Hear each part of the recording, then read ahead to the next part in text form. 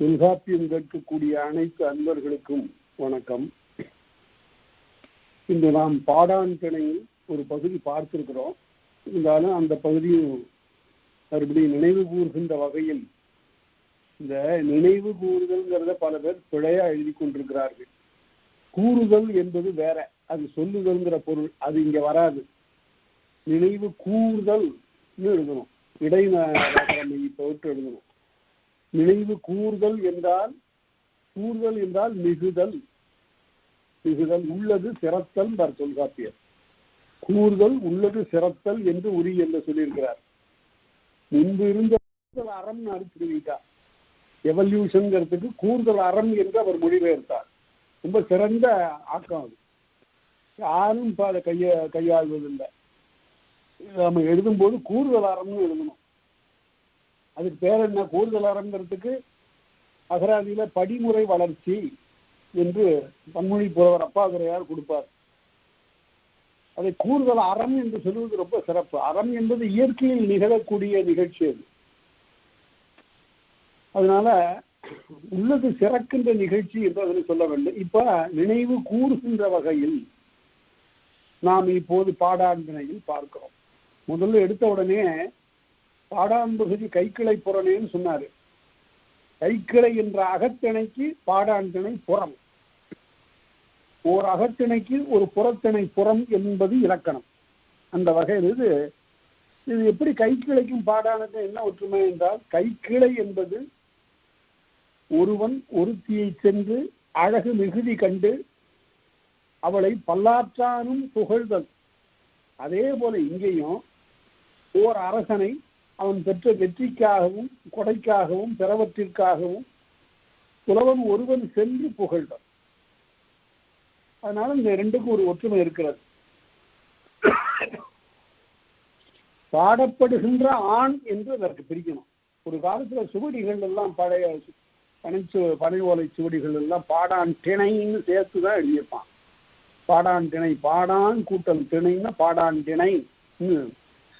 அதற்கு பிறகு நூலை தொல்காப்பியத்தை பதிப்பிக்கக்கூடியவர்கள் இப்படி இருந்தா பலரும் மயங்க நேரிடும் என்று கருதி அதை பிரித்தே எழுதினார்கள். பாடான் திணை என்று எழுதினார்கள். இந்த பாடான்ங்கிறத பிரித்து பார்த்தா என்ன? பாடு கூட்டல் ஆண், ஆண்மகனை பாடுதல். அப்ப பெண்மகளை பாடுதல் பாடான் திணை இல்லையா என்றால், இங்க இது போர் திணை. இந்த இடம் ஆடவருக்குரியது. அதனால ஆடவர்களை புகழ்தல் தான் இந்த பாடான் திணை. பெண்ணை புகழ்ந்தாலும் அதுவும் பாடான் திணை தான். அது நஞ்சுண்டான் சாவான் என்பது போல அது பெண்ணுக்கும் உரிமையாக வரும். ஆனா அப்படிப்பட்ட பாடல்கள் இல்லை. இந்த இடத்துல hero, he is the hero. ஆடவன் தான் இங்கு தலைவன். அவனம் பாடுதல் தான் பாடான் திணை. அதுல பாடான் பகுதி கைக்கிளை புறனே நாடுங்காரை 4 உடைத்தேன்னு சொல்லியிருப்பாரு. அது 8 பிரிவுகளை உடையது. இந்த இடத்துலதான் உரையாசிரியர்கள் தடுமாறிட்டு இருக்காங்க. இளம்பூரணரும் நச்சினார்க்கினியரும். இளம்பூரணர் ஓரளவு இதற்கு சரியா சொல்ல முயன்றார். ஆனால் அவர் வேற எங்கேயோ போயிட்டார். கடவுள் வாழ்த்து, வாழ்த்தியல், மங்கள வகை, செவியறிவுரு, ஆற்றுப்படை, பரிசில் துறை, கைக்கிளை, வசைன்னெல்லாம் இந்த 8க்கு என்னென்னவோ போட்டிருக்கிறார். அதாவது பின்னாடி துறைகள்ல சொல்லியிருக்கிறதெல்லாம் கூட்டு வந்து இங்க சேர்த்துட்டார். அது சரியான விளக்கம் இல்லை. பாடான் பகுதி இந்த 8 இல்லை. பிறகு வேறு எது? நச்சினார்க்கினியர் சொன்னாரு, வெற்றி, வஞ்சி, உழிஞை, தும்பை, வாகை, பாடான். அதற்கு பிறகு பொதுவியல் ஒன்றை சேர்த்தார். இது சேர்த்ததுதான் பிற்காலத்துல இந்த திணைகளை பெருக்குவதற்கு காரணமாயிடுச்சு. புறப்பொருள் உம்பாமாலையில 7 திணைய புறத்திணை 7ஐயும் 12 ஆக்கிட்டார். இதுவும் சரியான விளக்கம் இல்லை என்றால் எது சரியான விளக்கம்?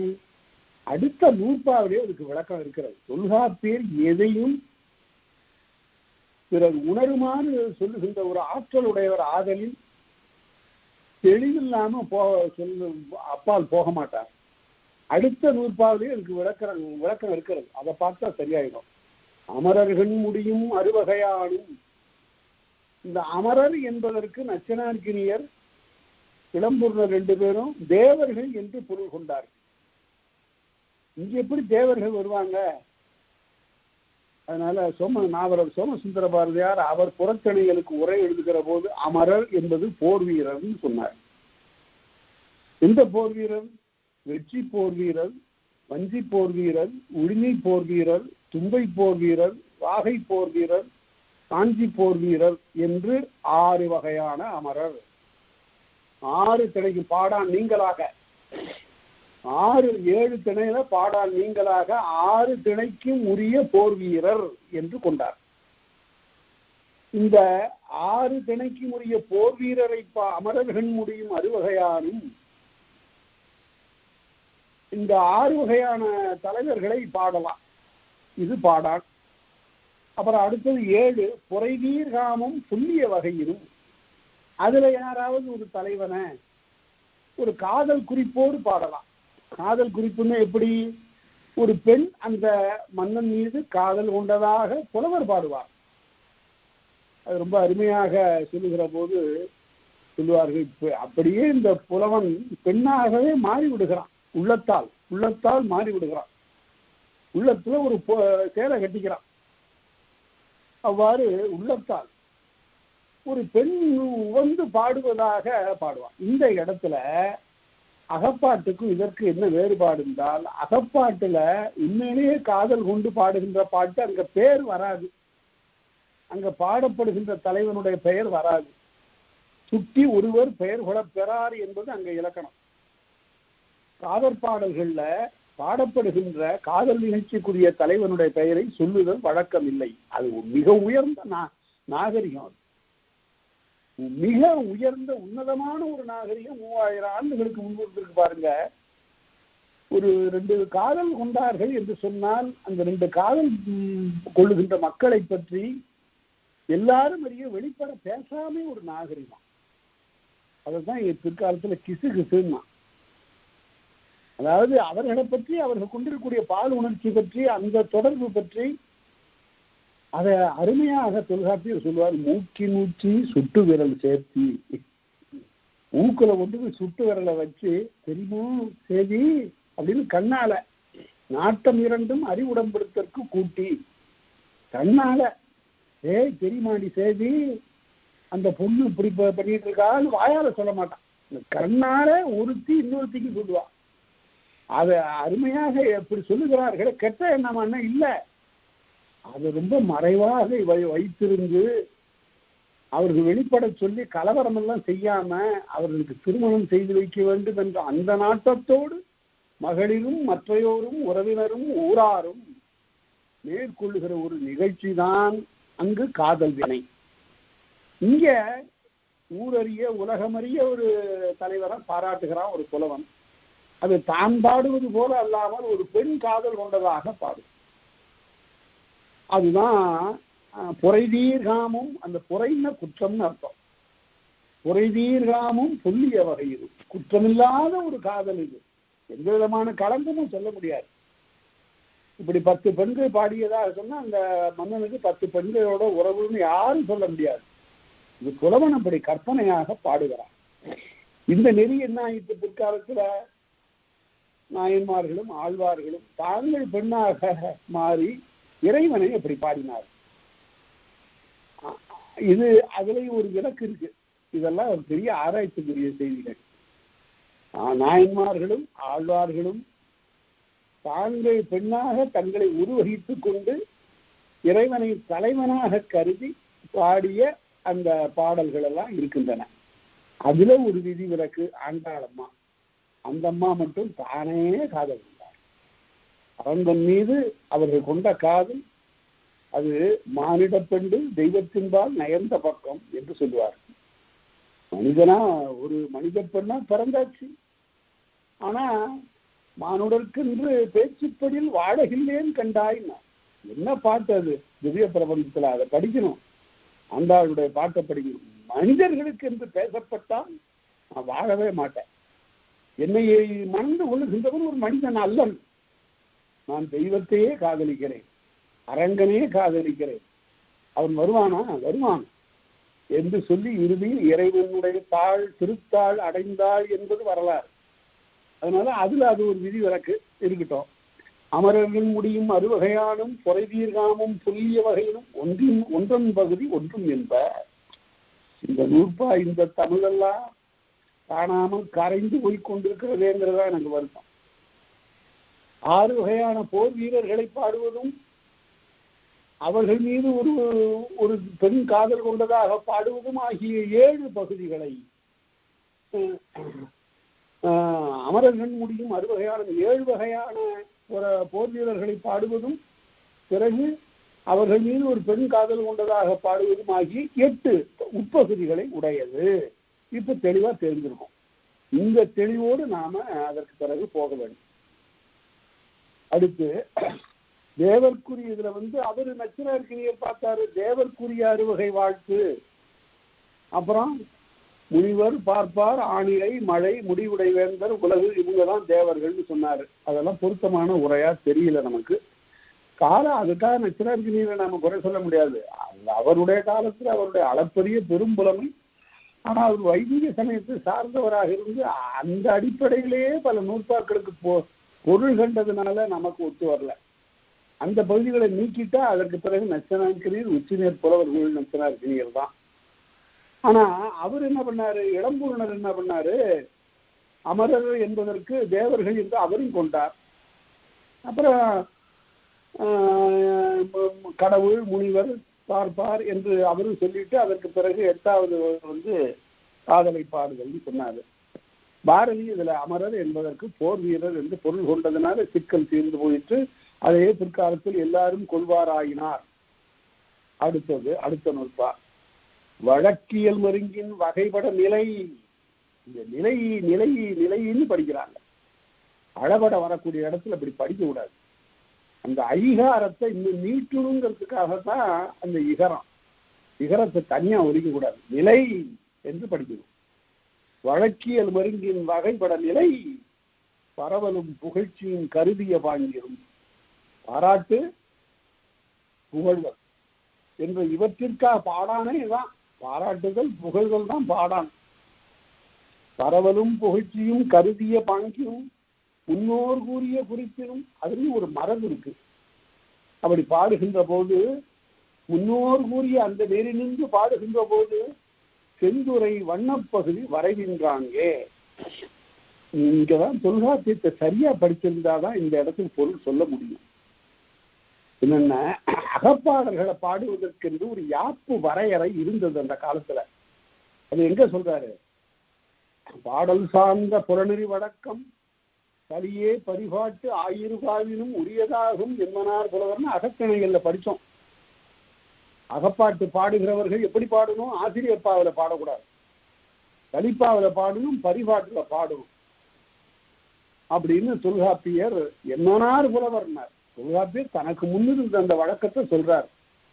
கலியே பரிபாட்டு ஆயிரவாவினும் உரியதாகும். அதனால அகப்பாட்டு பாடினா காதல் பாட்டு பாடணும்னு சொன்னா அது கலிப்பாவில பாடணும், இல்லாட்டி பரிபாட்டுல பாடணும். அது ரெண்டும் ஏன் அது ரெண்டும் பாடணும், அந்த ரெண்டும் இசைப்பாட்டு.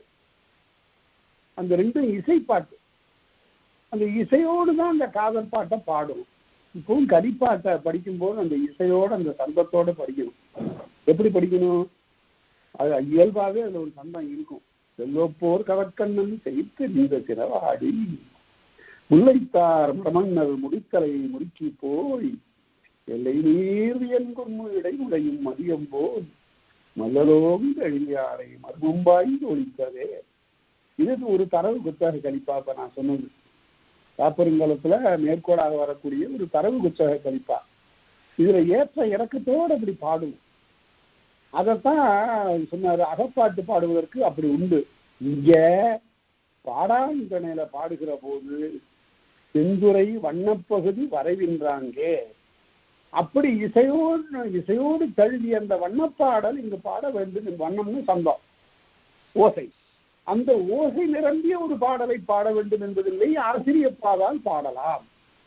இங்க நினைவில் வைத்துக் கொள்ள வேண்டியது, தொல்காப்பியர் அகப்பாடலுக்கு இப்படி இலக்கணம் இருப்பதாக சொல்லி இருக்கிறாரு. ஆனா நிறைய ஆசிரியப்பாக்கள் தானே அகப்பாடலா இருக்கு. அகநானூறு, நற்றிணை, குறுந்தொகை எல்லாம் ஆசிரியப்பாக்களா தானே இருக்குன்னு கேட்கலாம். அது தொல்காப்பியர் இதுல இருந்து என்ன தெரிகிறதுன்னு, தொல்காப்பியர் காலத்தால் முற்பட்டவர் என்பது தெரிகிறது. சங்க இலக்கியத்துல மாறி போச்சு. அகப்பாடல்களை ஆசிரியப்பாவால் பாடுகிற ஒரு வழக்கம் வந்துவிட்டது. அப்படி எண்ணிக்கொள்ள வேண்டும். சரி, பண்ணப்பகுதி வரைகின்றாங்கே, அப்படி ஒரு கட்டுப்பாடு இல்லை. வரைவு என்றால் கட்டுப்பாடு, வரையறை என்று பொருள்.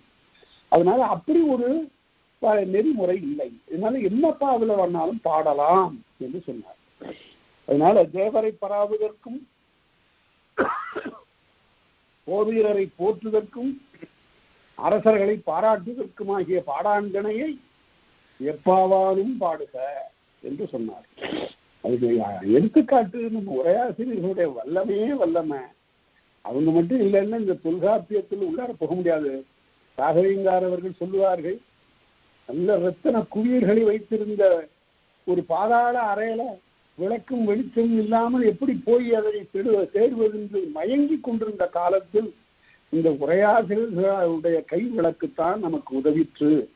போய் நாம அந்த தொல்காப்பியம் என்ற அரதனத்தை, இருளறையில் கிடந்த அரதனத்தை நாம் கண்டுகொண்டோம் என்று ராகவேங்கார் அவர்கள் சொல்லுவார்கள். கண்ணகஞா அந்த பாட்டு பாருங்க, கண்ணகஞானம் அளந்ததும் இந்த உலகத்தையே ஒருத்தன் அளந்தான். யாரு? திருமால் 3 அடியால உலகத்தை அளந்தான். இந்த மகாபலியை பற்றி மாவலின்னு தான் சொல்லணும். வடமொழியில மகாபலின்னு சொன்னாங்க. அது மாவலி என்பது தமிழாக்கம். அந்த மாவலியினுடைய ஆற்றலை பற்றி சொல்லுகின்ற போது புராணங்கள்ல கூட ரொம்ப வளமான கற்பனை போயிட்டே இருக்கு. அதுல பல பேருக்கும் தெரியாத செய்தியை நான் சொல்றேன். மாவலி எல்லாத்தையும் கொடுக்கறதுக்காக வந்து நிற்கிறான். எல்லாம் வந்து வாங்கிட்டு போங்க. அவன் முகமே பார்க்கல, ஏந்திய கையிலெல்லாம் கொட்டுகிறான். என்ன வேணும் என்ன வேணும் கேட்டதெல்லாம் கொடுக்குறான். அப்ப ஒரு ஆள் வர்றான் அங்க இருந்து, பயந்தவர்களும் இகழ் குரலன்னாரு கம்பராமாயணத்துல. பெற்றவர்களே சீச்சி, இப்படி ஒரு பிள்ளையா, இவ்வளவு அசிங்கமா, அறுவருக்கு தகவையில குள்ளமா, பார்த்தாலே எனக்கு என்னமோ பற்றி கொண்டு வருகிறதேங்கிற தாய் கருதக்கூடிய அந்த மாதிரியான ஒரு வடிவம். பயந்தவர்களும் இகழ் குரலம், அந்த குரல் வடிவமாக இருக்கக்கூடிய நிலையில கையங்காலும் வீசிட்டு அந்த குட்டையான உருவம் அங்கிருந்து வந்து மகாபலியை பார்த்து எக்கி நின்று, என்னுடைய காலால ஒரு 3 அடி மண்ணு கொடுன்னு கேட்டுதான். கேட்டது எப்படி பாருங்க, இவன் கால் எவ்வளவு இருக்கும், என் காலால 3 அடி கொடுக்கணும். அப்பவே ஐயா வந்திருக்கணும். வந்துருச்சு. யாருக்கு? மகாபலிக்கு வரல. அவன் கொடை மடம் பூண்டவன். அவர் சிறிதும் ஐயப்படலை. கேட்கறத கொடுத்துட வேண்டியதுதான். அப்பதான் அமைச்சர் வந்து தடுக்கிறார், கொடுக்காத, இதுல ஏதோ சூது இருக்கு, வந்திருக்கிறவன் சாதாரணமான ஆளா தெரியல, அவன் வந்து ஏதோ மாறு வேடம் பூண்டு வந்திருக்கிறான், கொடுக்காதேன்னு சொல்லும் போது, அதெல்லாம் இல்லையா, நான் கொடை என்று வந்துவிட்ட பிறகு கேட்பது கொடுத்தாக வேண்டும் என்பதுதான் என்னுடைய அறம் என்று சொல்லி மாவலி அவனை அரக்குன்னு சொல்றேன். அவன் என்ன செய்தான், பயந்தரின் அரும்புணல் கையில் தீண்டலும், உடனே குளத்திலிருந்து கொண்டு வந்த தூய்மையான தண்ணீரை எடுத்து சார வார்க்கிறான், கொடுத்தேன் அப்படின்னு. உடனே அதற்கு பிறகு அழித்து விடுகிறான். ஒரே காலால வச்சு மாவலியா உலகமும் முழுவதும் அளந்தான். விண்ணும் மண்ணும் அளந்த பிறகு மாவலியினுடைய தலையில வச்சு அடிக்கணும். இந்த இடத்துல ஒரு புராணம் இருக்கு. அந்த புராணத்தை யாரும் சொல்றதில்லை. மகாபலி அந்த திருமாலினுடைய காலால வச்சு அழிச்சின பிறகு கீழே மண்ணுக்கு கீழே போறானே தவிர அழியல. அப்பதான் மாவலி சிரித்து கொண்டே சொன்னானா, கடவுளை பார்த்து, திருமாலை பார்த்து, என்ன நீ அழிக்கவே முடியாது, எனக்கு அவ்வளவு உரம் இருக்கு, நான் போர்களிலே பயின்றவன், தூக்கி போறதெல்லாம் எனக்கு தெரியாது, அதனால என்ன நீ காலால வச்சு அமுத்தி அழிச்சிடலான்னு நினைக்காத, என்ன செய்யலாம்னா என்ன நான் விட்டீங்கன்னா நான் மேல வந்துடுவேன் மேல என்று சொல்லுவான். அவனுடைய வல்லமையை பார்த்து, சரி உனக்கு என்ன வேண்டும் என்ற உடனே, நான் இந்த உலகத்துல உன்னுடைய அன்பனாக இருக்க வேண்டும் என்ற உடனே அவளுக்கு மாவலிக்கு ஒரு இருக்கை கொடுக்குறான். சரி நீ இரு என்று. அது பிராணத்தில் அப்படி அவனுடைய முடிவை, ஏன்னா பெரிய கொடையாளிக்கு வந்து அப்படி ஒரு முடிவு நேரக்கூடாது. அதனால புராணம் அப்படி சொல்லுகிறது. வடமொழி புராணம் தான் நான் சொல்லுவது. அதனால அவ்வாறு கண்ணகஞானம் அளந்ததும் தாமரசீர் தன்மரும் பூங்குருந்தம் சாய்த்ததும் குருந்த மர வடிவத்திலே வந்த அரக்கனை சாய்த்தான் கண்ணன். நன்னிய மாயத்தகடம் உதைத்ததும் ஒரு சகட வடிவிலே ஒரு வண்டி போல அங்கிருந்து வந்தான். ஒரு சக்கரம் போல வந்தான் ஒரு அரக்கன், வண்டி சக்கரம் போல. அதை எட்டி உதைத்ததும் இந்த மூன்று செயல்களையும் பூவை பூ வண்ணன் அடி, காயாம்பூவை போலும் நிறமுடைய திருமாலினுடைய அடியை இவ்வாறு போற்றத்தக்கது என்று பாடுகிறார். இது வெண்பா. அதனால வெண்பாவினாலும் பாடலாம் என்பதற்கு இந்த நூற்பா எடுத்துக்காட்டு. அடுத்தது காமப்பகுதி கடவுளும் வரையா ஏனோர் வாங்கினும் என்மனார் புலவர். 2 அடியில என்ன பொருள் செறிவு பாருங்க. இந்த காமம் என்பது வேண்டாத ஒரு உணர்ச்சி இல்லை, கமம் நிறைந்து எழும் என்று நாம படிச்சோம் உரியல்ல. உள்ளத்தின்கண்ணே இன்ப ஊற்று பெருகி நிறைந்திருப்பதுதான் காமம். திருவள்ளுவர் 2 காமத்தையும் பேசுறார். வேண்டாத காமம் ஒண்ணு இருக்கு, அது காம வெகுளி மயக்கம் வரத. காமத்து பால் என்று வரக்கூடிய இடத்துல அது ஒரு அன்பு உணர்ச்சி. அது சிற்றின்பம்னு சொன்னாங்களா? அது ஏன் என்று கேட்டால் அது சிறிய நேரத்து இன்பம் என்று பல பேர் சொன்னாங்க, சிறுமை இன்பம் என்று சொன்னார். அந்த இடத்துக்கு திருக்கோவையார்ல உரை எழுதுகின்ற பேராசிரியர் பெருமகன் எழுதுகிறார், இவள் தரும் இன்பத்தை சிற்றின்பம் என்று சொல்லுவது எம்பெருமான் உரைகின்ற பேரம்பலத்தை சிற்றம்பலம் என்று சொல்லுவது போலன்னார். அதனால அது மகிழ்ச்சிக்குரியது, அது வாழ்க்கைக்கு மிக இன்றியமையாதது என்பதனால்தான் காமத்து பால் என்று அதனை வகுத்தான். அத்தகைய காமப்பகுதி கடவுளும் வரையார். கடவுளையும் அப்படிப்பட்ட காமம் கொண்டதாக ஒரு பெண்ணின்பால் நேசமுற்றதாக பாடலாம். அதுக்கு நமக்கு நிறைய எடுத்துக்காட்டுகள் இருக்கின்றன. முருகன் வள்ளியை நயந்தது அப்படி. அதனால முருகன் ஒரு காம நிலையில், காதலுற்ற நிலையில், இந்த இடத்துல காதல் தான் இதுக்கு பொருள், காதலுற்ற நிலையில் வள்ளியை நயந்தான். காமப்பகுதி கடவுளும் வரையார், கடவுளுக்கும் உண்டு. அப்புறம் ஏனோர் வாங்கினும் என்மனார் புலவர். அரசர்களையும் அப்படி சொல்லலாம், அரசர்களும் அப்படி காமுற்றதாக பாடலாம். அரசர்கள் மீது பெண்கள் காமுற்றதாக பாடலாம். அதுதான் பிற்காலத்துல உலாவாச்சு, அரசன் உலா வருகிறான், அதை பற்றி பின்னாடி பார்க்க போறோம். அப்போது ஒரு பெண் காதல் கொண்டாள் என்று ஒருத்தன் பாடினா அது உலா. அப்புறம் ஒரு பெண் காதல் கொண்டதா, அது 7 பருவத்து பெண்களும் காதல் கொண்டதா பாடினான். பேதை பெரும்பை மங்கை மடந்தை அறிவை தெரிவை பேரிளம்பெண் 7 பருவத்து பெண்களும் காதல் கொண்டதாக பாடினார். இதெல்லாம் ஒரு பாட்டு மரபு கடைசியில உலாப்புறம் என்ற ஒரு செய்யுள் வகையாக, இலக்கிய வகையாக மலர்ந்தது. அதனால கடவுள் மீது தெய்வ பெண்டில் காதல் கொண்டதாக பாடலாம், கடவுள் மீது மானிட பெண்டில் காதல் கொண்டதாக பாடலாம். கடவுள் மீது தெய்வ பெண்டில் கொண்ட காதல் தான் சிவன் மீது பார்வதி கொண்ட காதல். அது திருக்குறிப்பு தொண்ட நாயனார் புராணத்துல, பெரிய புராணத்துல இடம்பெறும். அதே போல முருகன் வள்ளி மீது கொண்ட காதல், அவர்கள் அது கடவுள் மாட்டு வள்ளி முருகன் மீது கொண்ட காதல், அது கடவுள் மாட்டு தெய்வ பெண்டில் நயந்த பக்கம். அது கடவுளிடத்து மானிட பெண்டில் கொண்ட காதலுக்கு ஆண்டாளுடைய காதல் எடுத்துக்காட்டு.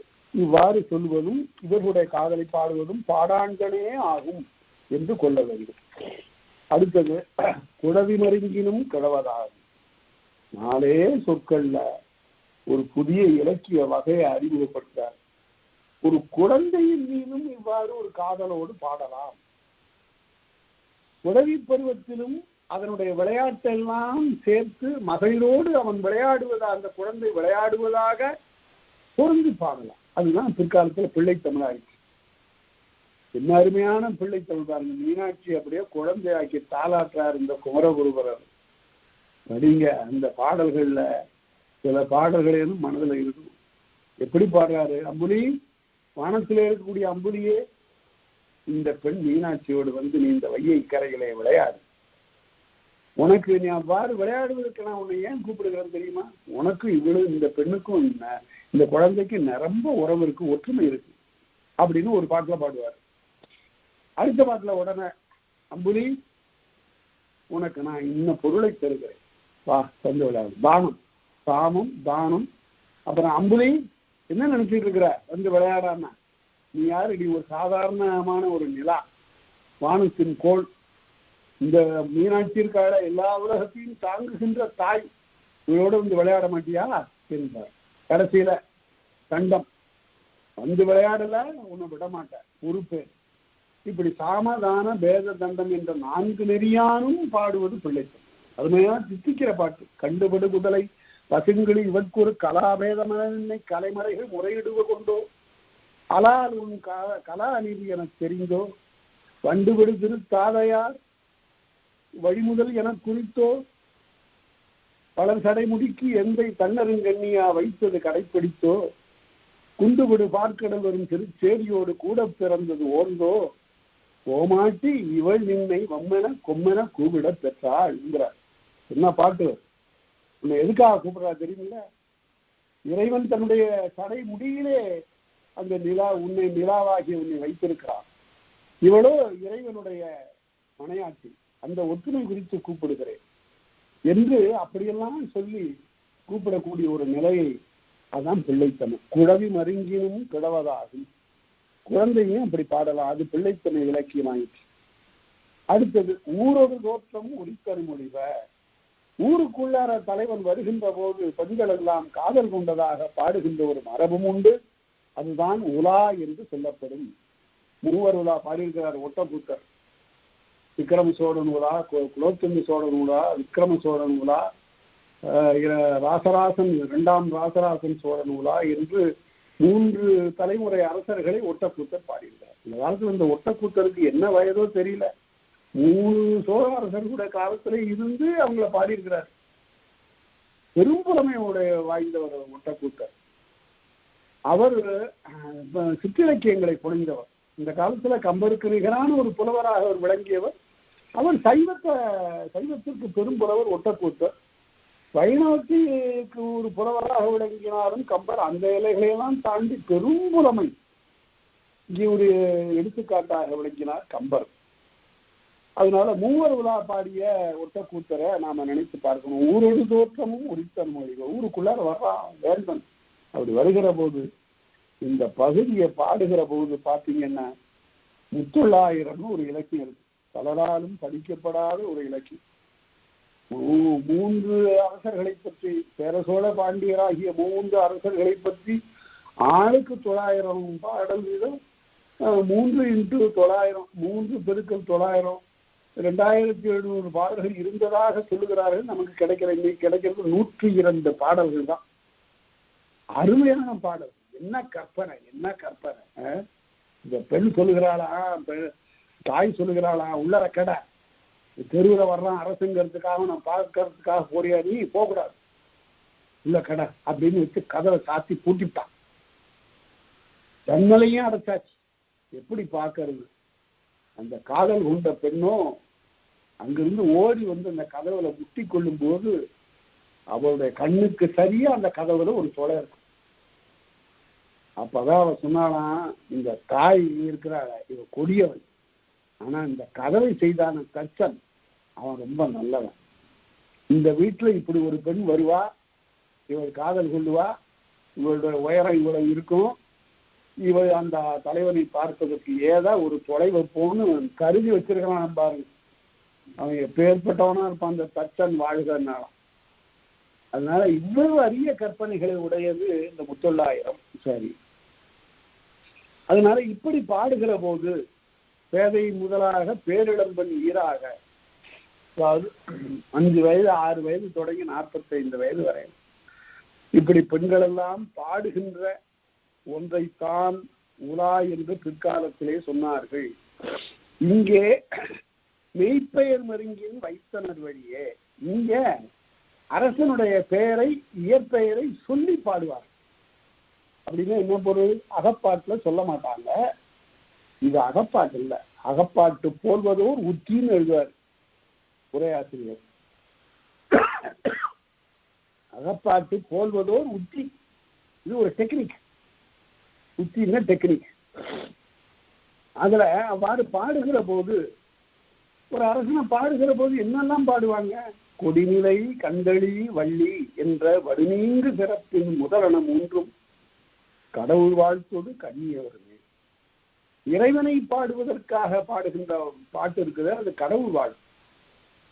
அந்த கடவுள் வாழ்த்துக்கு உரிய கொடிநிலை, கந்தளி, வள்ளி ஆகிய மூன்றையும் அரசனுக்கு பொருத்தி பாடுவது வழக்கம்.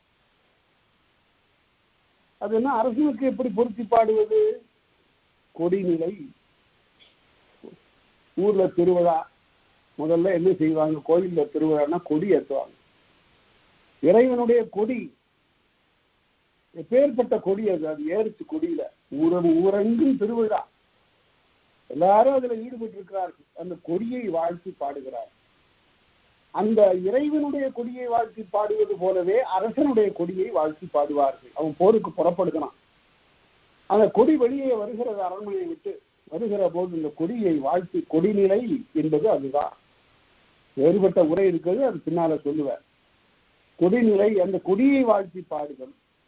அடுத்தது கந்து அழி, அதை பிரிக்கணும் அப்படி. கந்து அழி, கந்துன்னா பற்றுக்கோடு, மதில் என்று பொருள்.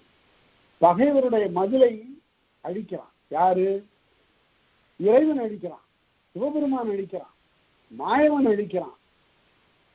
அவர்கள் அரக்கர்களுடைய மதிலை அழித்தது போலவே மன்னனும் மாற்றாருடைய மதிலை அழிக்கிறான். அதை நம்ம உரிமை திணையில பார்த்தோம். அந்த மதுரை அழிக்கக்கூடிய அந்த நிகழ்ச்சியை இறைவனுடைய செயலோடு ஒப்பிட்டு பாடுதல். அடுத்தது வள்ளி.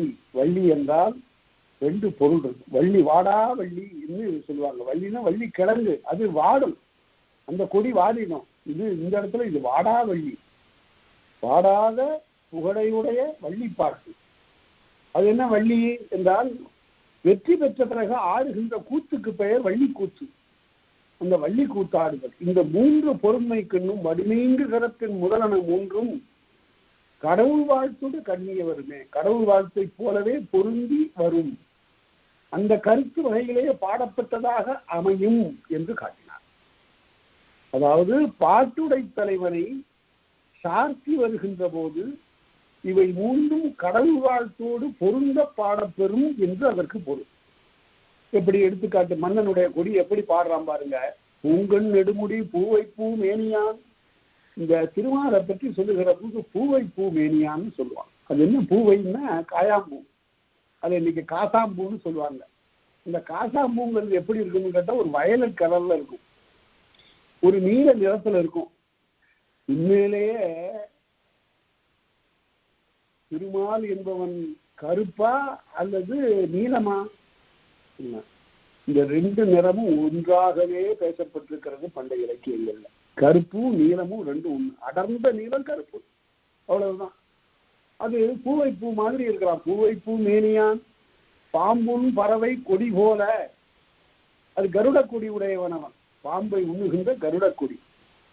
அந்த கொடி போல ஒன்றுகிற இந்த மன்னனுடைய கொடி என்று பாடுவதனால இது கொடிநிலை.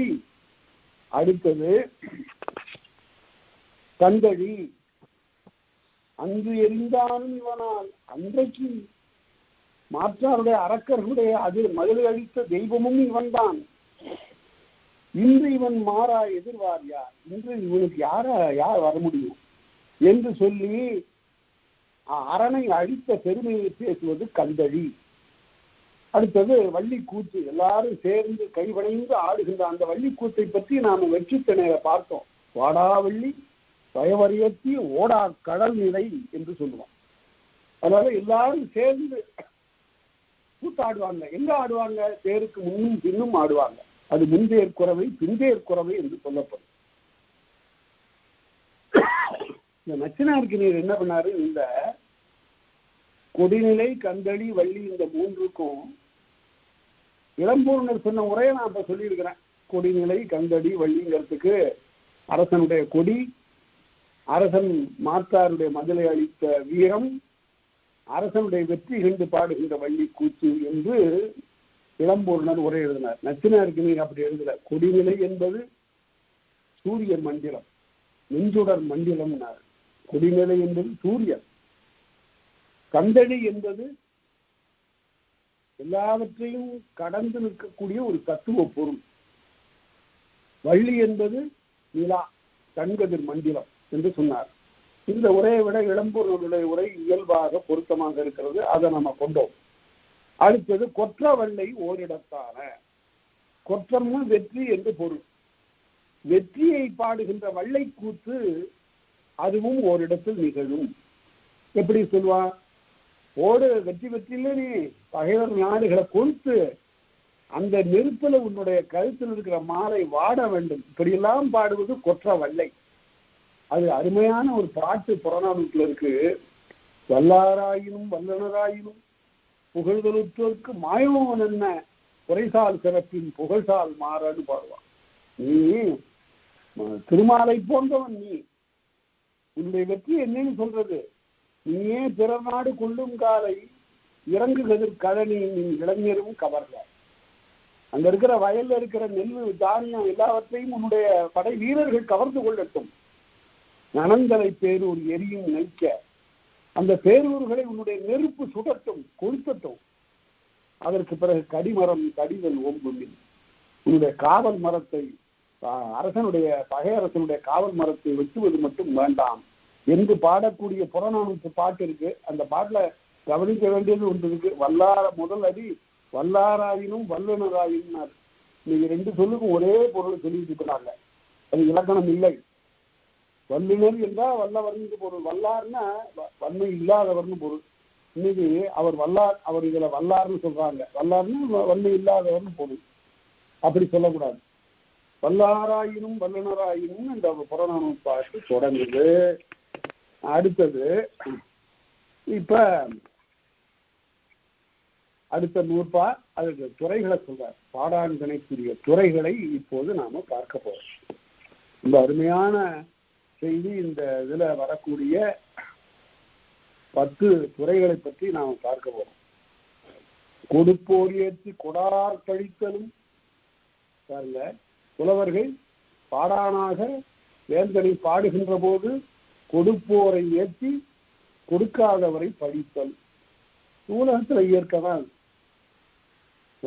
பிற்காலத்துல தனிப்பாடுகிறதுலாம் அருமையான பாடல்கள்லாம் இருக்கின்றன. ஔவையார் பாடிய பிற்காலத்து ஔவையார் பாடிய பாடல்கள் எல்லாம் அருமையான பாடல்கள் எல்லாம் இருக்கின்றன. கொடுப்போர் ஏற்றுதலும் கொடாரை படித்தலும். கொடுப்போர் ஏற்றி கொடார் படித்தலும். கொடுக்கிறவனும் பாராட்டுவாங்க யாரும். அந்த கொடைங்கிறது எல்லாருக்கும் வந்துடாது. நம்ம தனிப்பாடல்ல பார்த்துருக்கிறோம்ல, கொடையும் தயையும் பிறவி குணம். அது பிறப்பிலே இருக்கணும். கொடுக்கிறேன்னு சொல்லிடுவான் எல்லாரும். கரியாகி பரியாகி காரருமை தானாகி கடைசியில ஒரு முட புடவையாகி அப்படி போயிட்டு பாவை. உனக்கு ஒரு யானை தர்றேன்னா முதல் நாள், அடுத்த நாள் உனக்கு இல்லை யானை வேண்டாம், யானையை வச்சுனாலும் சமாளிக்க முடியாது, ஒரு குதிரை தர்றேன்னா. அப்புறம் மறுநாள் குதிரை வேண்டாம் உனக்கு, ஒரு எருமை மாட்டு தர்றேன், அதை போய் கறந்து பால் குடிக்கலாம். கடைசியில் அதெல்லாம் வேண்டான்னு ஒரு முளை புடவையாகி, நீ என்ன இருந்தாலும் கொஞ்சான ஒரு முளை புடவையா வச்சுக்க அப்படின்னு சொல்லுவான். இவ்வாறு ஒருவனுடைய கொடுமை இவ்வாறு இருந்தது என்று ஔவையார் பாடுவார். அதனால கொடுப்போரை பாராட்டுதலும் கொடாரை பழித்தலும். நம்மகிட்ட அருமையான இலக்கியம் இருக்கு. பாரி வாரி என்று பல ஏற்றி ஒருவர் புகழ்வர் சென்னா புலவர். பாரி ஒருவரும் அல்லன் மாரியும் உண்டு இண்டு உலகு புறப்பது என்று புறநானூற்று பாட்டு. பாரியை விட ஒருத்தன் கொடை வெள்ளல் இருக்க முடியுமா? அவன் கொண்டது கொடை மடம். மடம்னா அறிவின்மை. கொடுக்கறதுல அவனுக்கு அறிவே கிடையாது. யாருக்கு என்ன கொடுக்கறதுன்னு தெரியாது. கேட்டதெல்லாம் வாரி கொடுக்கறது தான் கொடை மடம். அந்த கொடை மடம் அதுல 151வது பார்த்த புறநானூற்றுல 2 அரசர்கள் இருப்பாங்க. இளங்கண்டீரக்கோன்னு ஒருத்தன், இளவிச்சிக்கோன்னு ஒருத்தன். இந்த இளவிச்சிக்கோங்கிறவன் நன்னனுடைய மரபுல வந்தவன். இளங்கண்டீரக்கோ இளவிச்சிக்கோ 2 அரசர்கள் இருக்கு ஒன்னா உட்கார்ந்து இருக்கும் போது அங்கிருந்து வருகிற பெருந்தலை சாத்தனார் என்ன பண்ணுவாரு, இந்த கண்டீரக்கோவை தழுவி கொண்டு அவனை பாடுவாரு. இளவிச்சிக்கோ ஒரு முறை ஏங்கி பார்ப்பான். அப்ப அவனை பார்த்து சொல்றாரு, நீயும் பாடுதற்குரியவன் தான், என்ன நன்னனுடைய மரபுல வந்திருக்கிறாய், ஆனால் நீ புலவருக்கு அடைத்த கதவினை, புலவர்களுக்கு நீ பரிசு கொடுக்க மாட்ட, கதவை அடைச்சி வச்சிருக்கிற, அதனால உன்னை பாட மாட்டேன் போ அப்படின்னு விடுறாரு. இதுதான் கொடுப்போர் ஏற்று கொடார் பழித்தலுக்கு அந்த 151வது புறநானூற்று பாட்டு அருமையான எடுத்துக்காட்டு. அடுத்தது 2வது துறை. அடுத்தூர்ந்து எழுதிய இயல் மொழி வாழ்த்தும். புறநானூற்றுல பல பாடல்களுக்கு இதுதான் துறை. இயன்மொழி வாழ்த்து, இயல்பை வாழ்த்துதல். ஒரு அரசனுடைய உண்மையான இயல்பை கூறி வாழ்த்துதல் தான் இயன்மொழி வாழ்த்து. எப்படி இருக்கு? எங்க இருக்கு? ஆகும் ஆணியர் பார்த்தனமாக்களும் பெண்டிரும் பிடியுடை ஈரும் தென்புலம்பானருக்கு அருங்கடலுக்கும் பொன்போர் புதல்வர் பெறாதீரும் அம்பு கடிவிடுதுன்னு மரண் சேர்மின்னா, நான் எல்லாரோடையும் போர் செய்து எல்லாரையும் தாக்கக்கூடிய ஆள் இல்லையா. பசுக்கெல்லாம் அப்பால கொண்டு போயிடுங்க, பார்ப்பவர்களே அப்பால் கொண்டு போய்விடுங்க, பெண்களே அப்பால் கொண்டு போய்விடுங்கள், பிணியுடையவர்களே அப்பால் கொண்டு போய்விடுங்கள், இறுதிக்கடன் செய்வதற்கு மகனை பெறாத பெற்றோர்களே அப்பால் போய்விடுங்கள், போர் செய்வதற்குரியவர்கள் மட்டுமே வாருங்கள் என்று சொல்லி அப்படி போர் செய்யக்கூடிய அதுதான் இயல்மொழி வாழ்த்து. அடுத்தது செய்வரல் வருத்தம் வீட வாயில் காவலருக்கு உரைத்த கடைநிலை. கடைநிலைன்னா வாயிலினுடைய கடைப்பகுதியில வந்து ஒரு புலவனோ அல்லது ஒரு புலமகளோ வந்து நின்று கொண்டு, ஏய்யா கதவை மறுத்துட்டு நிற்கிற, உன்னுடைய அரசனை பார்க்கணும், நான் எங்க இருந்து வர்றேன், செய்வரல் வருத்தம், ரொம்ப தொலைவில் இருந்து வர்றேன், என்னை பார்த்தா தெரியல, செய்வரல் வருத்தம் வீட, வீடன்னா அடிய, நான் தொலைவிலிருந்து வருகின்ற வருத்தம் நீங்க என்ன உள்ளார அனுமதின்னு வாயில் காவலர்கிட்ட கேட்க. இந்த வாயில் காவலர்களுக்கு ரொம்ப அதிகாரம் இருக்கும், நீங்க அவ்வளவு எளிதா விட்டுற மாட்டாங்க. அரசனுடைய கட்டளை அப்படி. சிலப்பதிகாரத்துல பார்க்கிறோம், இந்த அறிவரை போகிய பொறியிருந்து இறைமுறை உழைத்தோன் வாயிரோய், உனக்கும் அறிவில்லாது என்று சொல்லி உனக்கும் அறிவில்லை என்று வாயிலோரை பார்த்து கதையை சொல்லுகிறார். அதே போல அருமையான பாட்டுக்கு இது இருக்கு, இந்த இதுக்கு புறநானூற்றுல இருக்கு. அதிகமான நெடுமானிக்கும் ஔவையாருக்கு நெருக்கமான நட்பு இருந்ததெல்லாம் பிற்காலத்துல முதல்ல சந்திக்க போகிற போது இந்த மாதிரி வாயு காவலன் மறித்தான். அட போயா, உன் அரசன் தான் பெரிய அரசனா, எத்தனையோ பேர் இருக்காங்க, காவினம் கலனி சுருக்கினம் கலப்பை என்னுடைய இசை கருவிகளை எல்லாம் போட்டு மூட்டையா முட்டு கட்டிக்கிட்டு நான் போவேன், என்னுடைய தோழிலே என்னுடைய யாழ் முதலாகிய கருவிகளை எல்லாம் எடுத்து வைத்து கொண்டு நான் எங்க வேலைக்கு போறேன். ஏன் எங்க போவேன் அப்படின்னு கேட்குறியா? மரங்குள் தச்சர் கைவல் சிறார், நல்ல தச்சு வேலைக்காரர்கள் இருக்காங்க, தச்சர்கள். அந்த தச்சர்களுடைய பிள்ளைகள் இருப்பாங்க. அந்த பிள்ளைகள் என்ன செய்வார்கள், அப்படி ஒரு மர துண்டு கிடைச்சா போதும், ஒரு அருமையான சிற்பம் பண்ணிடுவாங்க, ஒரு அருமையான பம்பரம் வச்சிடுவான், ஒரு அருமையான ஒரு தெய்வ உருவ சமைச்சிடுவான். அது குலத்தினாலே வந்த விச்சை, பரம்பரையா வந்த ஒரு விச்சை பெருமை. அதுபோல மரங்கோல் காட்டுக்கு போனா எத்தனையோ மரம் இருக்கு. இந்த சிறுவர்கள் காட்டுக்கு போனான்னு வச்சுங்க, ஏதாவது ஒரு கடையை வெட்டி எடுத்து அருமையான சிற்பம் செய்திருவான். அது போல எனக்கு எத்திசை செல்லினும் அத்திசை சோறேன்னா, எந்த திசைக்கு போனாலும் எனக்கு சோறு போடுற ஆள் இருக்காயா, நான் ஒன்றும் சோற்றுக்காக வரல என்று வாயில் காவலருக்கு உரைத்து செல்லுகிறாள் அவ்வை. அது 206வது பாட்டு. எத்திசை செல்லினும் அத்திசை சோரே என்று அவர் பாடினார். அதுதான் செய்வரல் வருத்தம் வீட வாயில் காவலருக்கு உரைத்த கடைநிலை. அடுத்தது கண்படை கண்ணிய கண்படை நிலையும். அது அரசன் தூங்க போறான், இறைவன் தூங்க போகிற போது பாடுவார்கள், இறைவன் எழுகின்ற போது பாடுவார்கள். அதே போல அரசன் தூங்க போகிற போது பாடுதல் உண்டு, அது துயில் ஏற்றுதல் என்று சொல்வார். அந்த இறைவனை ஊஞ்சலை அசைத்து பாடுவது போன்ற ஒரு பாட்டு.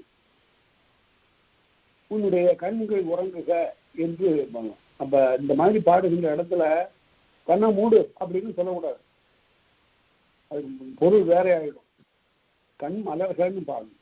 அந்த மரம் பிற்காலத்துல சினிமா திரைப்பட பாட்டுல கண்ணதாசன் கடைப்பிடிச்சார். பாலும் பழமும் கைகளில் ஏந்தி அப்படிங்கிற பாட்டுல கண் மலர்வாயே பார், தூங்குங்கிறதுக்கு கண் மலர்வா கலரும், கண் மலர்வாயே. கண்படை கண்ணிய கண்படை நிலையும். அடுத்தது கபிலை கண்ணிய வேள்வி நிலை. வேள்வின்னு இந்த இடத்துல யாகம் இல்லை, வேட்டல் விரும்புதல்னு பொருள். விரும்பி நிற்றல், அதுதான் வேள்வி. கபிலை என்றால் பசு, ஆணிரை. எனக்கு ஒரு ஆணை கொடுத்தால் ஒரு பசுவை கொடுத்தால் நான் பிழைத்துக் கொள்வேனே என்று ஒருத்தன் வந்து நிற்கிறான். அப்படி கபிலை கண்ணிய வேள்வி நிலை, அதுக்கு பேர் கபிலை கண்ணியன கருதிய கபிலை கண்ணிய வேள்வி நிலை. அடுத்தது வேலை நோக்கிய விளக்கு நிலை. அது என்னது? வேலை நோக்கிய விளக்கு நிலைன்னு விளக்குக்கு 5 முகம் உண்டு. அப்படி ஏற்றப்பட்ட விளக்கினுடைய சுடர்கள் எல்லாம் வேலை நோக்குகின்றன என்றால் வீரம் விளையப் போகிறது என்று பொருள், வீரம் விளைந்தது என்று பொருள். அப்படி விளக்கை பார்த்து என்னுடைய ஒளி விளக்குகள் எல்லாம் வேலையே நோக்குகின்றன, அப்படிப்பட்ட அத்தகைய வீரம் நீ என்று பாடுவது வேலையை நோக்கிய விளக்கு நிலை. அடுத்தது வாயுரை வாழ்த்து. வாயுரை வாழ்த்துன்னா பாராட்டு. பாராட்டு என்றா சும்மா இல்லாததெல்லாம் சொல்ல மாட்டான். நம்முடைய சங்க புலவர்களுடைய பெருமை என்னவென்றால் ஒரு அரசனுக்கு இல்லாத சிறப்புகளை எல்லாம் பாடி இந்திரனை சந்திரனை எல்லாம் பாடுறதெல்லாம் வழக்கம் இல்லை. நம்ம பார்த்தோம்ல, இளங்கண்டீரக்கோ இளவிச்சிக்கோவில இளவிச்சிக்கோவை தழுவவில்லை ஒரு புலவன், ஒன்னும் பாட மாட்டேங்க அப்படின்னு சொன்னான் பாருங்க. நாமார்க்கும் குடியல்லோம் நம்மனை அஞ்சோம் என்று பிற்காலத்துல இந்த உரம் திருநாவுக்கரசரிடத்தில் இருந்தது. இன்னும் அரசனை பாடுறது, பெரிய அரசன். நம்மாழ்வார் சொன்னாரு, அட என்னாவது எத்தனை நாளைக்கு ஆகும் புலவியர்கள் மன்னா மனுஷரை பாடி உயிர்வீர்கள். மனுஷனை போய் பாடுற ஐயா, எதுக்கு ஐயா? எத்தனை நாளைக்கு ஆகும்? சோத்துக்காக இப்படி பாடலாமா ஐயா என்று நம்மாழ்வார் பாடுகிறார். அப்படி இந்த பிற்காலத்தில் இருக்கிற நாயன்மார்களுக்கும் ஆழ்வார்களுக்கும் இப்படி ஒரு உரம் இருந்தது. அஞ்சுவதே இல்லை, அஞ்சுவது ஒன்று இல்லைன்னு பாடினாரு நாவுக்கரசர். இந்த அச்சம் இன்னை சங்க புலவர்கள் வழியாக வந்தது. சங்க புலவர்களுக்கு அப்படிப்பட்ட அச்சம் இல்லை. யாரையும் அப்படியெல்லாம் பாராட்டியெல்லாம் பாட மாட்டாங்க. தகுதி இல்லாம ஒருத்தரை பாராட்டுறது. இப்ப சான்றிதழ் கொடுக்கறது மாதிரி இல்லை. அப்ப எல்லாருக்கும் பாராட்டி ஏதாவது எழுதி கொடுக்குறான் பாருங்க, அது மாதிரி இல்லை. அப்படிப்பட்ட வாயுரை வாழ்த்து. அதுக்கு இலக்கணம் சொல்லுகிற போது வேம்பும் கடுவும் போல ஆகாத மொழிகளையும் சொல்லணும், கசப்பான மொழிகளை சொல்லணும். வேப்பம் கொழுந்து போல, வேப்பம் பூ போல, அதே போல கடுக்காய் போல கசப்பான மொழிகளையும் சொல்லணும். என்ன இவ்வாறான பழக்கங்களை எல்லாம் நீ கொண்டிருக்கிறாய், அழிந்து விடுவாய்னு சொல்லணும். அரசனை பார்த்து பாடும். அப்படி பாடிய புலவர்கள்லாம் இருக்கிறார்கள். அதுதான் அதுக்கு பேரு வாயுரை வாழ்த்து. அடுத்தது அது நல்ல எடுத்துக்காட்டு பார்க்கலாம். நம்ம சித்ராந்த பாடல காயிலில் இருந்து கவளங்குளினே மாநிலத்திலும் பன்னாட்காகும் 100 பெருவாயினும் தவித்து பூக்குனே வாய்புகதனும் கால் விரிந்து கெடுக்கும்னு பாருங்க. என்ன நீ வரி வாங்குற? அளவுக்கு மீறிய வரி வாங்கக்கூடிய அரசனாக நீ இருப்பது என்பது நல்லதன்று. யானைக்கு கொண்டு போய் வயல்ல விட்டா அது உண்பதை விட காலாரை மிதித்து அழிவது அதிகமாக இருக்கும். ஆனா அதையே அரித்து கொண்டு வந்து உணவாக்கி கொடுத்தா, கவலங்கவலமா கொடுத்தா பல நாட்களுக்கு ஆகும். நீ வரி வாங்குவதில் சரியான ஒரு முறையை கடைபிடிக்க வேண்டும் என்று பித்ராந்தையார் பாண்டியனிடம் சென்றவாறு பேசுவார். அதனால சேரரசனிடம் பார்த்து பாடுவார். அது மாதிரி பாடுகின்ற அந்த நேர்மை இருந்தது. காய்நெல்லறுத்து கவளங்குளினே மாநிலங்களிலும் பாண்டியன் அறிவுடை நம்பியை பார்த்து பாடுகின்ற ஒரு செயல். பாண்டியன் அறிவுடை நம்பியை பாடுகிறார். 184வது பாட்டு. அடுத்தது செவி அறிவுங்கிறது செவி அறிவுரை. செவி உரை சுருக்கி சொன்னார். அது என்ன? பொங்குகளின்றி பொறையோர் நாப்பன் அவிதல் கடமை. பெரியவங்க அடக்கமா இல்லையா அப்படின்னு சொல்றதுதான் செவி அறிவுறு. செவியின்கண் சென்று அறிவுறுத்தல், அறிவுரை சொல்லுதல். இந்த அறிவுரை சொல்லுவது புலவர் கூட கடை. நீ என்ன சொல்றது, நான் என்ன கேட்கறதுன்னு அரசன் நினைக்க மாட்டான். என்ன, புலவர்களிடம் அவர்களுக்கு ஒரு மதிப்பு இருந்தது, அச்சம் இருந்தது. இந்த புலவர்கள் சொன்னா அது உடனே அது வாய்மையாக ஆகிவிடும், அது வாய்த்து விடும். கேடோ நன்மையோ எதுவாக இருந்தாலும் புலவன் சொன்னா பலிக்கும். அதனால நாம் அப்படியெல்லாம் இருக்கக்கூடாது என்று சொல்லி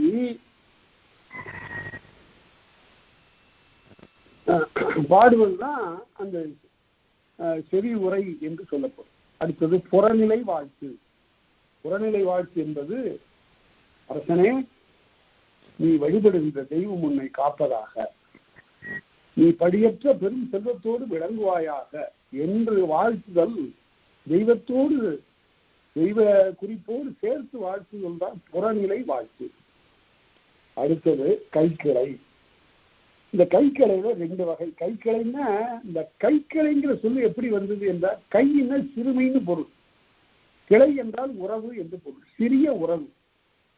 இந்த அகத்திணையில கைக்கிளைன்னு பார்த்தோம். அது ஒருத்தன் போய் பிதற்றுவான், காதல் மொழிகளை ஒரு பெண்ணிடத்தை பிதற்றுவான். அந்த பெண்ணுக்கு எந்த விதமான காதல் குறிப்பும் இல்லாம போராண்டு போயிடுவான். அதுதான் கைக்கிளை.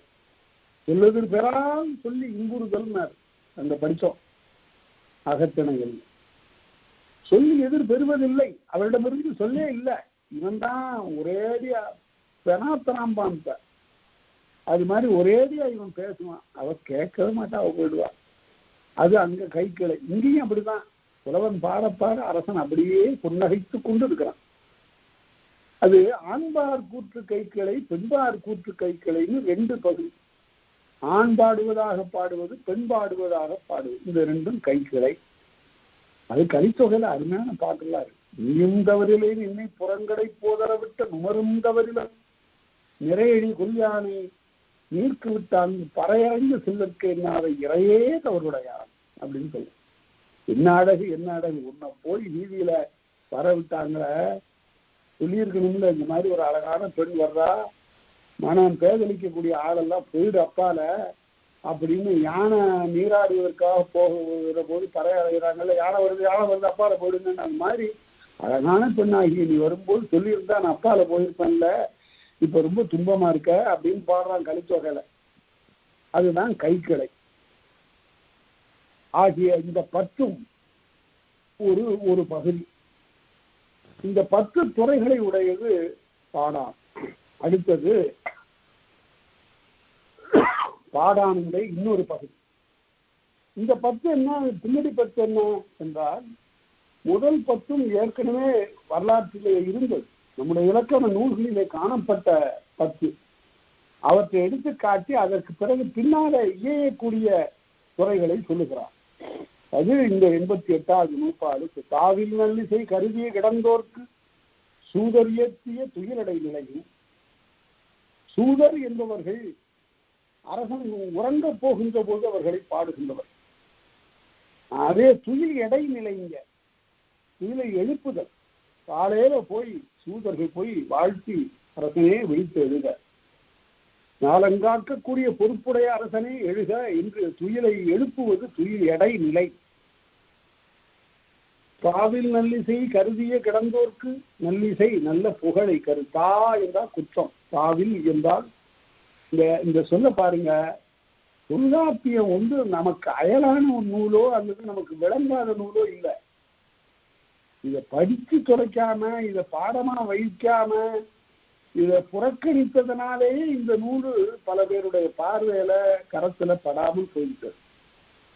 இந்த ஒரு சொல்ல நான் சொல்றேன் பாருங்க, இது எங்கும் சொல்லப்படலை இந்த செய்தி. தாவில் நல்லிசை, தான்னா குற்றம், இல்லுன்னு இல்லாத, குற்றம் இல்லாதன்னு பொருள். இப்ப இந்த சொல் வழக்கத்துல இருக்கு, யாருக்கும் தெரியல. இப்ப நான் சொல்றேன் கேளுங்க. உடம்பு எப்படி இருக்கு, அதுல தேவையில்லைங்க.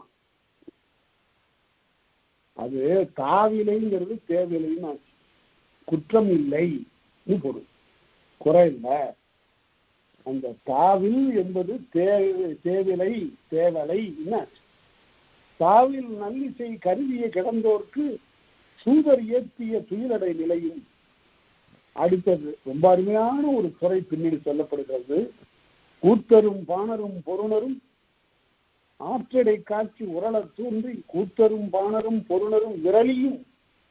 கூத்தர் பாணர் பொருணர் விரலியர், இந்த 4 வகையான கலைஞர்கள், கூத்தரும் பாணரும் பொருணரும் விரலியும் ஆற்றடை காட்சி உரள தோன்றி ஆறின வழி.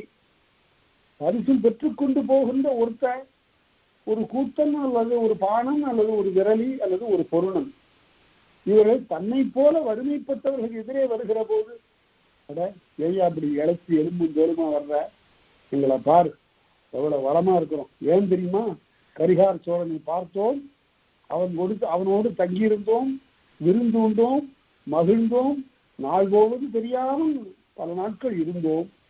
அவன் எங்களுக்கு செல்லுகின்ற போது வருந்தி வருந்தி விடை கொடுத்து அனுப்பினான்.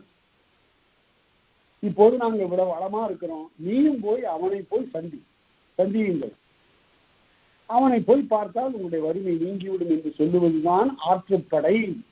ஆறு வழி, வழியின்கண் கண்டோரை செலுத்துதல். போய் நீங்களும் இன்னானிடத்து சென்று நீங்களும் பெறுக. கூத்தரும் பாணரும் பொருணரும் திரளியும் ஆற்றடை காட்சி உரளத் தோன்றி பெற்ற பெருவளம் பெறார் கருவுரி சென்று பயணகரை சொன்ன பக்கமும் நீங்களும் போய் பயனடையுங்கள் என்று சொல்லி அனுப்புவதுதான் இந்த ஆற்றுப்படை. எத்தனை ஆற்றுப்படை இருக்கணும்? கூத்தராற்றுப்படை, மலைபடு கடாம் என்று அதற்கு பெயர். கூத்தராற்றுப்படை, பாணாற்றுப்படை, திருவானாற்றுப்படை, பெரும்பானாற்றுப்படை, புறநராற்றுப்படை, விரலி ஆற்றுப்படை நம்மகிட்ட இல்லைன்னு நினைக்கிறீங்க. புறநானூற்றுல விரலி ஆற்றுப்படை துறையில பாட்டு இருக்கு, அதை பார்க்கணும். 10 பாட்டிலே போய் கேட்டக்கூடாது, புறநானூற்றுல இருக்கிறது. இவ்வாறு 4 வகையான ஆற்றுப்படைகளை நாம் பார்க்கலாம். அதுல சொல்லுவான், மெல்லியல் விரலி நீ நல்லிசை செவியில் கேட்சி நல்லது காண்பறியை. உனக்கு இதுவரை நீ பார்த்து காண்ப அறியாய், இதுவரையில் நீ பார்த்திருக்க மாட்ட, கேட்டிருப்ப ஒரு வேளை அவனுடைய புகழை. நீ போய் அவனை போய் பாரு, உனக்கு எல்லாம் கிடைக்கும். உனக்கு என்ன கொடுப்பான்? தாமரைப்பூ. உன்னுடைய கூந்தல்ல சூடிக்கொள்வதற்கு தாமரைப்பூவை கொடுப்பான். அது என்ன பெரிய தாமரைப்பூ பெரிய சொல்ல? அட, தாமரைப்பூன்னா பொன்னாலாகிய தாமரைப்பூ, ஒற்றாமரை உன்னுடைய கூந்தலிலே சூடுவான் என்று பேசுவான். அதுதான் விரல் ஆற்றுப்படை. அது பிற்காலத்துல குழப்பநாயக்கன்காதல் விரலியாற்றுப்படைன்னு நூல்கள்லாம் வந்தன. அதெல்லாம் என்ன அருமையான நூல்கள். சுப்ரதீப கவிராயர் சும்மாவா எழுதியிருக்கிறாரு. ஒருத்தருக்கு அந்த நூல் இருக்கிறதே இப்ப தெரியாது. அது என்ன சொல்லுகிறான்னா, அண்டர் கருவுக்கும் அருங்காமதேனுக்கும் கொண்டதனக்கும் கொடை வைத்தும் செங்கரத்தான் தான். இந்த அடியை படித்த உடனே நான் படிக்கிற காலத்துல, கல்லூரியில் படிக்கிற காலத்துல திகைச்சு போயிட்டேன். ஒருவனுடைய கொடை சிறப்பு இப்படி சொல்ல முடியுமா யாராவது? அண்டர் தருவுக்கும். அண்டர் தருன்னு என்ன? அண்டர்னா வானவர்னு பொருள். ஆங்கிலத்துல அண்டர்னா கீழே, தமிழ்ல அண்டர்னா மேல. அண்டர் தருவுக்கும், அண்டர் தருன்னா வானவலகத்தில் இருக்கிற தரு கற்பக மரம். அண்டர் தருவுக்கும் கற்பக மரத்திற்கும் அருங்காமதேனுவுக்கும், காமதேனு என்பது வானவலகத்தில் இருக்கிற பசு, கேட்டதெல்லாம் கொடுக்கும். அண்டர் தருவுக்கும் அருங்காமதேனுவுக்கும் கொண்டல் தனக்கும் மேகத்துக்கும் உடை வயிற்றும் செங்கரத்தான். எப்படி கொடுக்கறதுங்கிறத சொல்லி கொடுத்தவன் இவன் தான். என்ன அருமையான ஒரு சுப்ரதீப கவிராயர் பாடிக்கிறாங்க. இந்த மாதிரி இலக்கியங்கள்லாம் இனிமே இந்த எதிர்காலத்துல இவ்வளவு விட்டுட்டு போயிட்டாங்களே இந்த ஆளுங்க. கொடுக்க தெரியாத, வைக்க தெரியாத இடத்துல வைக்க போறல நெருப்ப வச்சாங்கிறது மாதிரி எவ்வளவு பெரிய செல்வத்தை எல்லாம் படிக்கிறான்னு சொல்லி கொடுத்துருப்பானா? யார் படிக்கிறாங்க? பல பேர் எதிர்காலத்தில் தகை நூல்கள் எல்லாம் வழக்கில் இருக்குமோ? இதுதான் பெரிய கவலை. நிறைய பொருளை ஈட்ட வேண்டும் என்ற கவலை இல்லை, நிறைய புகழ் பெற வேண்டும் என்ற கவலையும் இல்லை. என் தமிழ் அது எதிர்காலத்தில் எல்லாருக்கும் தாய்மொழியாகவும் வழிபடு மொழியாகவும் கல்வி மொழியாகவும் அரசாளுகின்ற மொழியாகவும் இருக்கிறது. கண்ணதாசன் சிங்கப்பூருக்கு போனாரு. சிங்கப்பூருக்கு போன போது அவர் சொல்றாரு, சாட்சி படைத்தன கண்கள் எனில் அவை காண்பதற்கு சிறந்த இடம். அதான் சிங்கப்பூர். சாட்சி படைத்தன கண்களெனில் அவை காண விரும்பும் இடம். சாட்சி முறைக்கென வள்ளுவன் அரங்கள் வகுத்த இடம். வள்ளுவன் சொன்ன அரங்கெல்லாம் அங்கதான் இருக்கலாம் சிங்கப்பூர்ல. சாட்சி முறைக்கென வள்ளுவன் வகுத்த அரங்கள் சிறந்த இடம். போய் சூழ்ச்சி பொறாமை இல்லாமல் தொழில்கள் வளரும் இடம். சூழ்ச்சி பொறாமை எல்லாம் இல்லாமல் தொழில்கள் வளரும் எல்லாம் சொல்லிட்டு வந்தார். சரி, கடைசியில சொன்னார் பாருங்க, தமிழ் ஆட்சி செய்யும் அந்த இடம் அழகிய சிங்கப்புரம். அந்த சிங்கப்புரம் என்ற சிங்கப்பூர்ல தமிழ் ஆட்சி மொழி. நம்ம தமிழ்நாட்டில் தமிழ் ஆட்சி மொழி இல்லை, நம்முடைய இந்தியாவில் தமிழ் ஆட்சி மொழி இல்லை. எத்தனையோ மொழிகள் இருக்கு, அதுல இது ஒரு மொழி. இங்க எல்லாம் ஆங்கிலத்திலேயோ அல்லது வேறு மொழியிலேயோ நடக்குது. இவ்வாறு சிங்கப்பூர்ல ஒரு சிறிய நாட்டுல தமிழை ஆட்சி மொழியாக வைத்திருக்கிறார்கள். அதை வியந்து பாடுகிறார்கள். அதனால எதிர்காலத்துல இப்படிப்பட்ட இலக்கியங்கள் எல்லாம் இது பதிப்பே வராது. இதெல்லாம் இனி யாரும் படிக்க போறாதனால அச்சிலே வராது. இந்த நூல்கள்லாம் அருமையான நூல். அது அது ஒரு மனிதனை நெறியிலே வாழ்வதற்காக நிறுத்துகின்ற நூல். அது ஒழுக்கத்தை கற்பிப்பது நூல். அது தீய ஒழுக்கத்தை கடைபிடித்தான் அழிந்தான் என்று சொல்லுவது அந்த நூல். அப்படிப்பட்ட நூல்கள்லாம் படிக்கணும். சரி, எங்க ஆசிரியர் எழுதுவார், ஒரு வீட்டில் நடந்த சிறப்பு நிகழ்ச்சி கேட்க போன போது அந்த 2-3 பேர் இறந்து போயிட்டதை பற்றி கேள்விப்பட்டு வருத்தத்தோடு இப்படியெல்லாம் நடந்துருச்சாமேன்னு சொல்லிட்டு வருவது போல நம்முடைய தமிழ் நூல்களை இத்தனையெல்லாம் அழிந்தன அழிந்தன அழிந்தன என்று சொல்லுவதை கேட்கும் போது வருத்தமாக இருக்கிறது. கவிஞர் சுரதா பாடுவார், கட்டுக்கடல் நீராலும் கயவராலும் கண்கலந்த தூக்கத்தாலும் எத்தனையோ நூல்களை நாம் இழந்து விட்டோம், இல்லையெனில் 1 நூலா 2 நூலா 12,000 கோடி நூற்களந்தோ பைந்தமிழர் கைவசத்தில் இருந்திருக்கும்பா. அதனால எல்லாம் நிறைய இருக்கிறதையாவது தேடி பாதுகாக்கக்கூடிய ஒரு முயற்சி வேண்டும். எந்த முயற்சியும் தமிழ்நாட்டை பொறுத்தவரையில் தனி மனிதனுடைய முயற்சியாகவே இருந்திருக்கிறது. ஒரு ஊவே சாமிநாதையர் போனாரு, ஏடுகள்லாம் தேடி கொண்டு வந்தார். ஒரு சீவை தாமோதரம் பிள்ளை போனார், ஏடுகள்லாம் தேடி கொண்டு வந்தார். ஒரு பரிதிமார் கலைஞர் முதல்ல தமிழ் மொழி வரலாறு எழுதினார். ஒரு காசு பிள்ளை முதல்ல ஒரு தமிழ் இலக்கிய வரலாறு எழுதினார் என்று இருக்கிறதை தவிர அரசு அவ்வப்போது இருந்த அரசெல்லாம் அதுதான் பாரதிதாசன் பாடினார். அந்நாள் மன்னர் கொடுத்த கொடைதானே இந்நாள் மட்டும் தண்டமிழ் இருப்பதற்கு அடிப்படை மானேன்னா. அந்த மன்னர்கள் கொடுத்த கொடைதான் இந்த நாள் வரையில தமிழ் இருப்பதற்கு காரணம். அரசாங்கம் பேண வேண்டும். அரசாங்கம் உரியவர்களுக்கு அதெல்லாம் சிறப்புகள் செய்ய வேண்டும். அந்த புலவர்கள் எல்லாம் ஆதரித்து போற்ற வேண்டும். சரி, அது இருக்கட்டும். தாவில் நல்லிசை கூத்தரும் பாணரும் பொருணரும் விரலையும் ஆற்றிலை காட்சி உரளத்தொன்றி சென்ற பயன் எதிர சின்ன பக்கமும் என்று சொன்னார். அடுத்தது, சிறந்த நாளில் செற்றம் நீக்கி பிறந்த நாள்வையின் பெருமங்கலமும். அரசனுடைய பிறந்த நாள் பெருமங்கலம் வருகிறது. உடனே அரசன் சொல்லுகிறார், ஏதோ எப்போதோ குற்றம் செய்தார்கள், சிறையில கிடக்கிறாங்க, அவர்களா இன்றைக்கு விடுவிப்போம் என்று சிறந்த நாளில் செற்றம் நீக்கி அவர்களால் இருக்கக்கூடிய பகையை நீக்கி அவர்களுக்கு கைத்தலை நீக்குதல். அரசன் அப்படி கைத்தலை போட்டு கூடியவர்களை உறுப்பான். சில சமயத்தில் நல்லவர்களே கூட அவ்வாறு சிக்கிக் கொள்வது உண்டு, சிறையில போட்டுருவாங்க. அப்படி நிறைய நிகழ்ச்சிகள் இருக்கு. அவங்க எல்லாம் பாடி இருக்கிறாங்க, அந்த இலக்கியங்கள்லாம் இருக்கின்றன, ஏதோ இருக்கின்றன, அவ்வளவுதான்.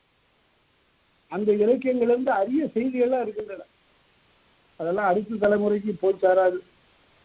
அதுல ஒரு செய்தியை நான் மட்டும் சொல்றேன். பட்டினத்தாருக்கு சேந்தனார்னு ஒரு செயலாளர் இருந்தார். பட்டினத்தார் பெரும் செல்வர், அவருக்கு ஒரு செயலாளர் இருந்தார் சேந்தனார். அந்த சேந்தனாரை அரசன் என்ன பண்ண, சிறைப்படுத்தி கொண்டு போய் சிறையில போட்டுட்டான். சிறை ஒன்றும் செய்யாது சேந்தனாரை சிறையில போட்ட உடனே பட்டினத்தார் கோபம் வந்துடுச்சு. உடனே கைத்தளை கயல்வாயும் சேந்தனை கைத்தளை நீக்கி என் முன் கொண்டு வந்து காட்டு வெண்காட்டுள்ளானேன்னு பாடினார். வெண்காட்டிலே இருக்கக்கூடிய இறைவனே, திருவெண்காட்டிலே இருக்கக்கூடிய இறைவனே, என்னுடைய செயலாளன் சேந்தன் சிறைப்பட்டிருக்கிறான், அவருடைய கையிலே போட்டிருக்கிற விலங்கை அகற்றி கொண்டு வந்து என் கண்முனே நிறுத்தணும். யாரு? பட்டினத்தார். அப்படி நடந்தது. இறைவன் உடனே அரசனுக்கு ஆணையிட்டது போல நிகழ்ந்தது. அரசன் உடனே அறியாமல் செய்தேன் என்று சொல்லி சேந்தனை விடுவித்தான். அதனால அப்படி தலை நீக்குதல் என்பது ஒரு நிகழ்ச்சி பாடான் தனிக்கு உரியது. அடுத்தது சிறந்த சீர்த்தி மண்ணு மங்கலம். அரசனுக்கு முடி புனைந்து நீராட்டுதல். இந்த முடி புனைகின்ற காலத்துல அரசனுக்கு ஒரு சிறப்பு பெயர் இடம்பெறும். அதுக்கு பேரு பிற்காலத்துல அபிஷேக பெயர்னு சொல்லுவான், திருமுழுக்காட்டு பெயர். அது அந்த அரசர்களுக்கு அதுவரையில ராஜராஜனுடைய மகனுக்கு பேரு முதல்ல மதுராந்தகன். அவன் பட்டம் சூடுகின்ற நாள்ல அவனுக்கு ராஜேந்திரன் என்று பெயர் வைத்தார். அதுதான் மண்ணு மங்கலம். மண்ணுதல் என்றால் நீராட்டுதல். அவனை நீராட்டுகின்ற அங்க நம்ம பார்த்த உரிமைத்தலையில மதிர்குடுமி மண்ணு மங்கலம்னு அங்கு மதிலினுடைய சிகரத்தை நீராட்டுதல், இங்க அரசனையே நீராட்டுதல்.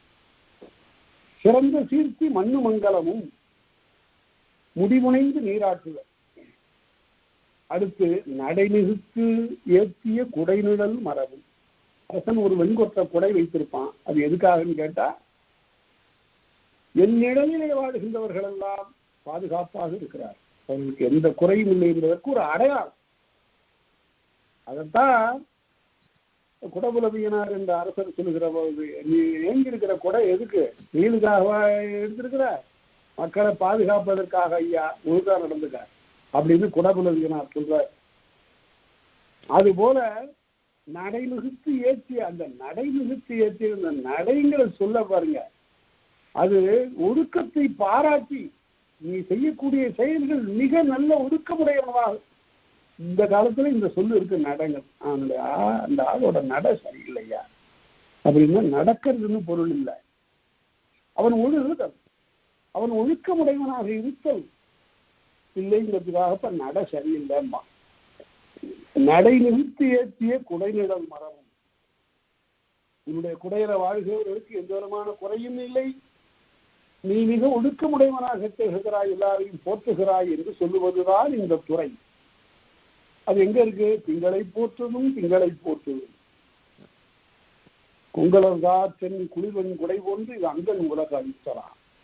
இலாவே உன்னை நான் பாராட்டுகிறேன். எதற்காக? அழகா இருக்கிறேன்னா உறுதி தருகிறாய் என்பதற்காக இல்லை, என்னுடைய அரசனுடைய குடை மாதிரி நீ இருக்கிற, அதனால பாராட்டுறேன். அதுதான் குடைநிழல் மரபை போற்றுதல். அடுத்தது மானார் சூட்டிய வான்மங்கலம். மானார் என்றால் பகைவர் என்று பொருள்.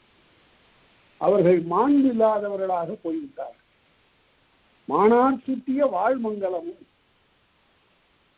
பகைவரை ஒடுக்கக்கூடிய ஒரு வாளை உடையவன் வேந்தன் என்று பாராட்டுதல் இந்த துறை. அது ரொம்ப அருமையா இருக்கும். பிற வீரர்களுடைய வேல் போல இல்லையா எங்களுடைய ஆளோட வேலு. அது ஒரு பக்கத்துல குடிசையில் அப்படி சாத்தி வச்சிருப்பான். எல்லாருக்கும் துன்பம் வறுமை என்றால் உடனே இந்த வேலை எடுத்துட்டு போவான், போர் செய்வான், பொருளை கொண்டு வருவான், எல்லாரையும் பாதுகாப்பான். பிறர் வேல் போலாதாகி ஊர் மரவன் வேலோ பெருந்தகை உடைத்தே. இந்த ஊர் மரவனுடைய வேல் ஒரு பெரும் தகமை உடையது என்று பாராட்டுவார்கள். வாழ்மங்கலம். வாழ்மங்கலம்ங்கிறது ஒரு அருமையான துறை. புறநானூற்றில் இது பீலி அடிங்கிறதுக்கு வாழ்மங்கலம் என்று துறை வகுத்தார் ஆசிரியர். அடுத்தது மண்ணையில் அழித்த மண்ணு மங்கலமும், வெயில் அழித்தல், கோட்டை சுவர்களை எல்லாம் அழித்த அந்த வெற்றியை பாடுவது மண்ணு மங்கலம். ஒரு பெரிய தடுமாற்றம் தமிழ் உலகத்தில் இருந்தது. வாகை திணைக்கும் பாடான் திணைக்கும் என்ன வேறுபாடு? அங்கேயும் வெற்றியை பாடுறான், இங்கேயும் வெற்றியை பாடுறான்னு. அதுவும் எது ஒரு பாட்டை வாகைன்னு சொல்றதா பாடான்னு சொல்றதா? அதுக்கு முதலாக பல நாட்கள் செலவழித்து பாடல்கள் எல்லாம் அணுகி நுணுகி பார்த்து இரண்டு திணைக்கும் இருக்கக்கூடிய வேறுபாட்டை நான் எழுதினேன். என்னுடைய வாகை திணைங்கிற புத்தகத்துல அதை எழுதினேன். அவ்வாறு நான் ரொம்ப நுணுக்கமாக கண்டுபிடித்து எழுதி அந்த கருத்து அதற்கு பிறகு பின்னால களவு போயிட்டுன்னு தான் சொன்னேன். எல்லாரும் அதை மேற்கோள் காட்டாமலே எழுத தொடங்கிட்டாங்க. இன்னார் சொல்லியிருக்காருன்னு சொல்றதே இல்லை. அது தமிழ்நாட்டுல பழக்கம் இல்லை. என்ன வேறுபாடு என்றால், வாகையில பாராட்டுவது என்பது அப்போது நடந்த போரை கண்டு பாராட்டுவது. பாடான் என்பது அவனுடைய வாழ்க்கையில நடந்த பலவேறு போர்களை பற்றி, அவனுடைய கொடையை பற்றி, அழியும் திறனும் கொடையும் என்று இந்த பண்புகளை பற்றி எல்லாம் சேர்த்து பாடுதல் பாடம். அந்த வேறுபாட்டை என்னுடைய சங்க இலக்கியத்தில் வாகை திணைங்கிற புத்தகத்துல முதலாக நான் தான் எழுதுறேன். சரி, அதை பெருமை சொல்லிக் கொள்வதாக ஆகிவிடும். மண்ணையில் எழித்த மண்ணு மங்கலமும் என்று சொல்லுகிறாங்க. அடுத்தது பரிசில் கடைக்கூட்டு நிலையும். அவ்வாறு அரசனை போய் பார்த்து, அரசே ரொம்ப வறுமை துன்பத்தினால வந்திருக்கிறான் அப்படின்னு சொல்றான். அருமையான பாட்டு. மனையோடு எவ்வம் நோக்கி நினைவு நிற்படம் திசினே நற்போர் குமண என்று பெருந்தலை சாத்து நான் பாடினேன். என்னுடைய தாய் எப்படி இருக்கிறார்? சிலந்தி வலை பின்னியது போன்ற முகத்தை உடையவை. என்னுடைய மனைவி தன்னுடைய மார்பில பால் தருவதற்கு மாறாக குழந்தை அந்த மார்பை சுவைத்து பால் பெற முடியாமையினாலே அழுகின்ற போது அதோ நிலாபார் புலி வந்து பார் என்று அச்சுறுத்தியும் கவனத்தை வேறு பக்கம் திருப்பியும் அப்படியெல்லாம் எங்களுடைய வாழ்க்கை நடந்துட்டு இருக்கு.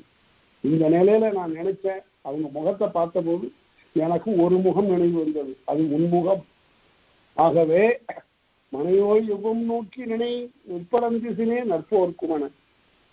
இன்றியாயின் நீ கொடுக்கறது குன்றிய அளவா இருந்தாலும் கூட எனக்கு அது போதும். உணர்ச்சி இல்லோர் உடலில் இல்லை.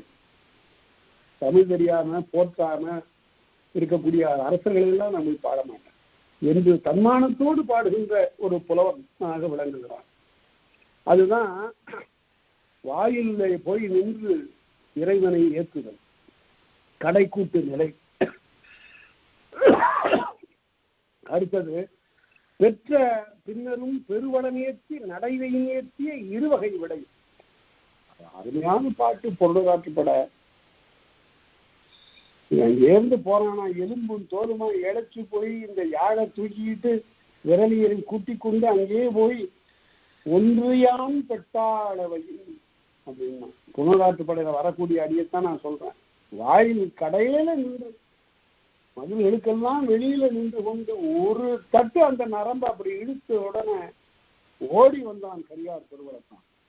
ஓ, என்னுடைய பான சுற்றமோ என்று சொல்லி வியந்து பாராட்டி தழுவி கொண்டு உள்ளே சென்று எங்களுக்கு என்ன செய்தான், எங்களோட உடையெல்லாம் கிழிஞ்சிருக்கு, பேட்டியெல்லாம் கிழிஞ்சிருக்கு, சேலையெல்லாம் கிழிஞ்சிருக்கு, புதிய உடைகளை தந்தான். அதற்கு பிறகு எங்களை நீராட சொன்னான், புதிய உடைகளை தந்தான். அதற்கு பிறகு பாலில் செய்தன, பாகில் கொண்டன, பாலால் சமைத்த உணவு, பாகாக இனிய உணவு ஆகியவற்றையெல்லாம் கொடுத்து கல்லை ஊற்றி தந்து உண்ணுக உண்ணுக என்று சொல்லி விருந்து ஓம்பினான். பல நாள் அப்படி விருந்து ஓம்பிய பிறகு நாங்க போயிட்டு வர்றோம் ஐயா. ஏன் போறீங்க? இல்ல, சாப்பிட்டு ரொம்ப சலிச்சு போச்சு, கொஞ்சம் அந்த பழைய நிலையும் பார்த்துட்டு வந்தாதான் இதெல்லாம் நல்லா இருக்கும் போல இருக்கு, கொஞ்சம் விடை கொடுப்பா அப்படின்னு கேட்கும்போது வருத்தப்படுகிறான் கரிகால். பிறகு அவர்களுக்கு நிறைய பரிசெல்லாம் கொடுத்து தேர்ல கொண்டு வந்து ஏற்றி விடுகிறானா. ஏற்றி விட்டு அந்த முறையை சொல்றான் பாருங்க, காலின் 7 அடி பின் சென்று அந்த தேர் அசையும் போது 7 அடி அந்த தேரோடே நடந்து வரலாம் கரிகார் பெருவளத்தான். யாரு? கரிகார் பெருவளத்தான். யார? பாணர்களை வழி அனுப்புவதற்கா? 7 காலின் 7 அடி பின் சென்று தாறு களைந்து அடாடாடா தாறு களைந்து அந்த தேரோட்டியை பார்த்தானா. இந்த விரட்ட சாட்டை குச்சி இங்கே கொடுத்துரு. அவங்க எல்லாம் ரொம்ப மென்மையானவர்கள், தேர்ல எப்படி போறதுன்னு அவங்களுக்கு தெரிஞ்சிருக்காரு, கீழே வேற விழுந்துருவாங்க, நீ பாட்டு கடுமையா ஓட்டாத, அதனால சாட்டை குச்சி என்கிட்ட கொடுத்து மெதுவா ஓட்டு என்று சொல்லி அனுப்பினானா. இது புறநாற்றுப்படையில வரக்கூடிய காட்சி. எப்படி எழுதியிருக்கிறார்கள் பாருங்க. இவ்வாறு பெற்ற இருவகை விடையும், அதாவது நாங்க போறோம்னு சொல்லி அவங்களே போறது ஒரு விடை, அரசும் சரி என்று ரொம்ப விருப்பமில்லாதவன போயிட்டு வாங்க என்று சொல்லி அனுப்புதல் இன்னொரு வகை. 2 வகை விடையும் அச்சமும் உவகையும் எச்சம் இன்றி நாளும் உள்ளும் பிறவற்றின் நிமித்தமும் காலங்கண்ணிய ஓம்படையும். அதாவது அச்சத்தோடும் உவகையோடும் அதெல்லாம் குறையாம, அரசனே என்னுடைய எதிர்காலம் நல்லதாக ஆகுக, இதோ இந்த பறவையினுடைய சொல்லை பார்த்தால் உனக்கு எல்லா விதமான மங்களமும் விளையும் போல தெரிகிறது, இதோ இந்த சகுனத்தை பார்த்தால் உனக்கு உன்னுடைய தீங்குகள் அகலும் போல தெரிகிறது என்றெல்லாம் ஓம்படைமை இறைவனிடம் ஒப்படைத்தல், உன்னை இறைவன் பாதுகாப்பானாக என்று ஒப்படைத்தல், அதுதான் ஓம்படை என்ற ஒரு துறை. ஆகிய இந்த 13 துறைகளும் அதற்கு உரியன என்று காட்டினார். இதுதான் பாடான் திணை. இதோடு இந்த புறத்தெழுதல் முடிகிறது. இப்பேற்பட்ட அருமையான ஒரு இயல் பாருங்க. அகம் புறம் இரண்டையும் சமமாக பார்த்தார்கள். இரண்டிற்கும் ஒப்பற்ற இலக்கியங்கள் பிற்காலத்திலே அரும்பின. தொல்காப்பியர் காலத்தில் இதற்கெல்லாம் இலக்கணம் செய்கிறார் என்றால் என்ன பொருள்? இலக்கியம் கண்டதற்கு இலக்கணம் இயம்புது. ஏராளமான இலக்கியங்கள் இருந்தன, அவற்றிலிருந்து சாறு விழிந்து எடுத்து இந்த இலக்கணத்தை கொடுக்கிறான் தொல்காப்பியர் என்றால் நம்முடைய பழமை பண்டைய இலக்கியங்கள் எப்படி பாணிக்கெல்லாம் உட்பட்டது நம்முடைய இலக்கியம். எத்தனையோ பல்லாயிரம் ஆண்டுகளுக்கு முற்பட்ட பெரிய பேரிலக்கியங்கள், பெருமை தரக்கூடிய இலக்கியங்கள் அவையெல்லாம் இருந்து அழிந்தன. அதனால தொல்காப்பியத்தை யாரோ ஒரு புண்ணியம் பாதுகாத்து கொடுத்தான். அதனால அது இருந்ததுனால அந்த தொல்காப்பியத்தை நாம் இப்போது வைத்துக் கொண்டு ஏதோ அயல் நாட்டில் இருக்கக்கூடியவர்கள் உள்நாட்டில் இருக்கக்கூடிய சில பேர் இப்படி கேட்கக்கூடிய ஒரு நிலை இருக்கிறதே என்பது ஒரு மகிழ்ச்சி. அவ்வளவுதான். ஒரு சிலராயும் எங்க ஆசிரியர் வள்ளுவம்னு ஒரு நூல் எழுதியிருக்கிறார். அதை நீங்க கண்டிப்பா படிச்சாகணும். எல்லா பக்கங்களையும் படிக்கலன்னா முதல் பக்கம் மட்டும் படிங்க போதும். முதல் பக்கத்துல என்ன சொல்றாருன்னா, வள்ளுவம்னு போட்டுட்டு கற்பனை பொழில்கள்னு போடுவார். கற்பனை சொற்பொழி என்னன்னா, திருக்குறளை பத்தி போய் மேடையில போய் பேசுறேன், யாரு கேட்கறான்? இப்ப பட்டிமன்றம்னா கேட்பான், சிரிப்பான். சிரிக்க வச்சாதான் பட்டிமன்றம். ஆனா திருக்குறளை பத்தி பேசும்போது சிரிச்சுட்டே இருக்க முடியுமா என்ன? சிரிக்க பேச முடியுமா? அத அவன் அறத்தை வலியுறுத்துகிறான். ஒப்ப தலை கூடி உள்ள பிரித்தல் அடைக்க புலவர் தொழில் என்று அந்த கற்றோருடைய கூட்டுறவிலே மகிழ்மாறு அவன் எழுதின அச்செய்திகளை சொல்லுகிறான். அதனால இந்த திருக்குறளை பற்றி அந்த சொற்பொழிவுக்கு வள்ளுவம்னு பேர் வச்சார். அதுல முதல் பக்கத்துல எழுதியிருக்கிறாரு, பெரிய அவை தன் முன்னாலே இருப்பது போல கற்பனை செய்து கொண்டு பேசிய பேச்சது எழுதியிருக்காரு. எழுதும்போது என்ன எழுதுகிறார் என்றால், அவையோரே இங்கு பேரளவில் ஒன்று கூடி இருக்கிறீர்கள். இந்த நல்ல மாலை காலத்தில் தென்றல் மெல்லன அசைந்து வர, எப்படி வருதா மெல்ல தென்றல்? கருமுதிர்ந்த தாயரன தென்றல் மெல்லன அசைந்து வர, உங்கள் முன்னே மேனி வருத்தமின்றி உள்ளத்தில் சிறிதும் கூம்புதலின்றி கேட்கின்ற அவாவோடு வந்திருக்கக்கூடிய உங்கள் அனைவரையும் வாழ்த்தி இந்த பொழிவை நான் தொடங்குகிறேன். எத்தனை பேர்த்த பேசுறாரு? ஒருத்தரும் இல்லை. இது கற்பனை பொருள். ஆங்கிலத்தில் இப்படி இருக்கு. லேண்டாங்கிறவன் இமேஜினரி கான்வர்சேஷன்ஸ் ஒண்ணு எழுதுறான். எங்க ஆசிரியருக்கு அதெல்லாம் தெரியாது. அதெல்லாம் தெரியாம இவரே ஒரிஜினலா அவர் இப்படி பாடினார், எழுதினார். அந்த நூல் மிகச்சிறந்த ஒரு நூல். அதுல பல புதிய செய்திகள்லாம் சொல்லப்பட்டிருக்கின்றன. அவருடைய ஆராய்ச்சி நெறிமுறைகள்ல போனா ஒரு மனிதனுக்கு உண்மையிலே நிரம்பிய புதிய செய்திகளை சொல்ல வேண்டும் என்ற அவா பிறக்கும். அவர் தான் சொன்னார், பலநிலை அறம்னு ஒரு தலைப்பு போட்டு எழுதுறாரு பாருங்க. அதுதான் மிக உயர்ந்த கருத்து. திருக்குறள்ல யாரும் அப்படி ஒரு செய்தியை சொல்லல. பலநிலை அறம்னு சொல்லியிருக்கிறார். அறம் எல்லாருக்கும் ஒன்று போல இருக்காது.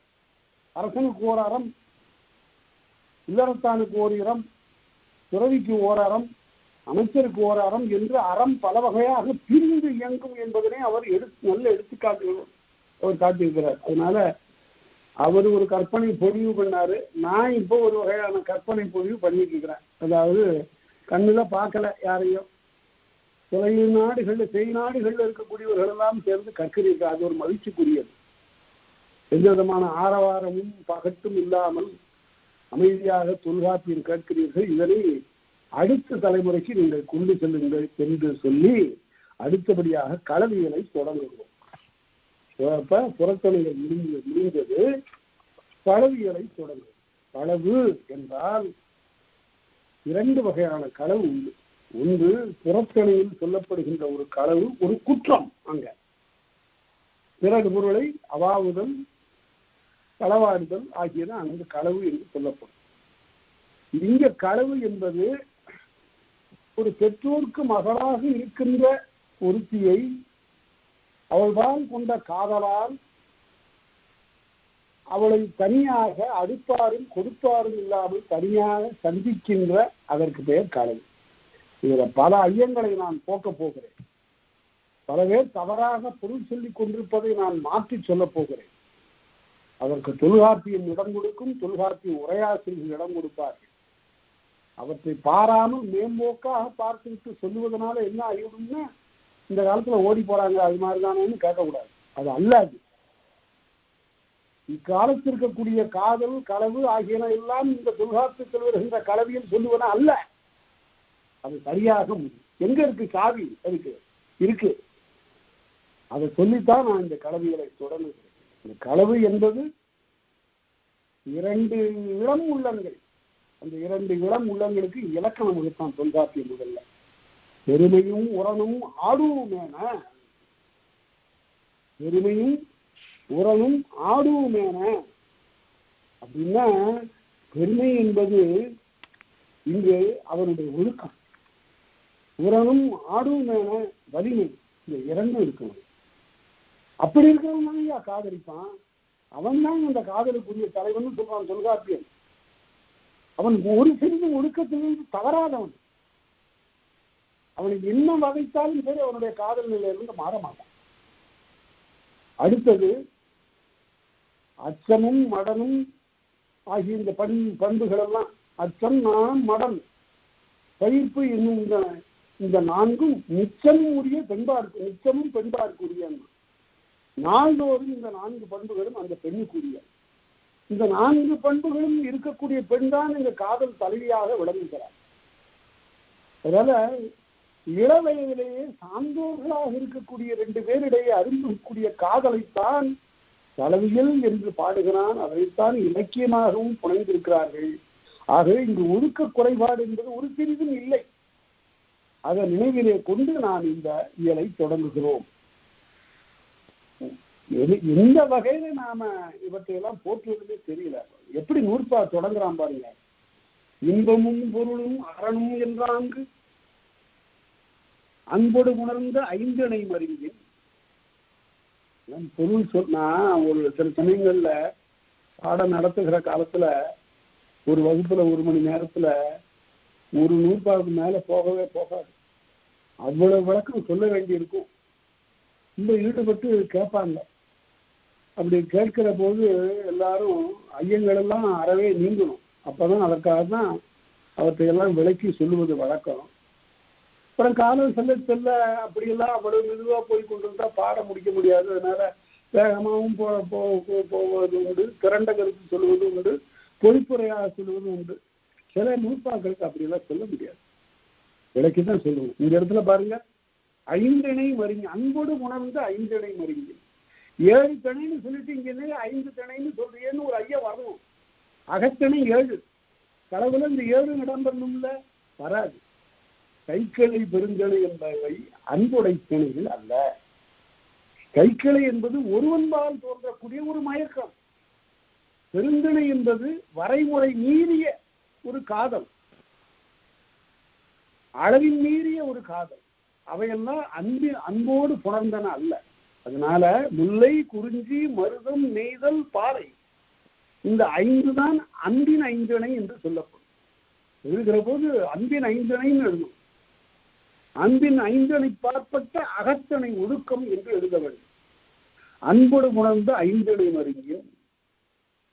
அதுல இன்பமும் பொருளும் அரணும் என்றாங்க. எப்படி சொல்லியிருக்கணும், எப்படி சொல்லியிருக்காருன்னு பாருங்க. அறம்பொருள் இன்பமும் சொல்லியிருக்கணும்ல, அது என்ன இன்பமும் பொருளும் அரணும் என்றாங்கன்னாரு. இது கலவியல். இங்க முதல்ல அறத்தை சொல்றதை விட அவர்கள் காதல் கொண்டார்கள் என்பது இன்பம். அதற்கு பிறகு அந்த காதலுக்குரிய இல்லறத்துக்குரிய பொருளை தேடினார்கள் என்பது அடுத்த நிலை.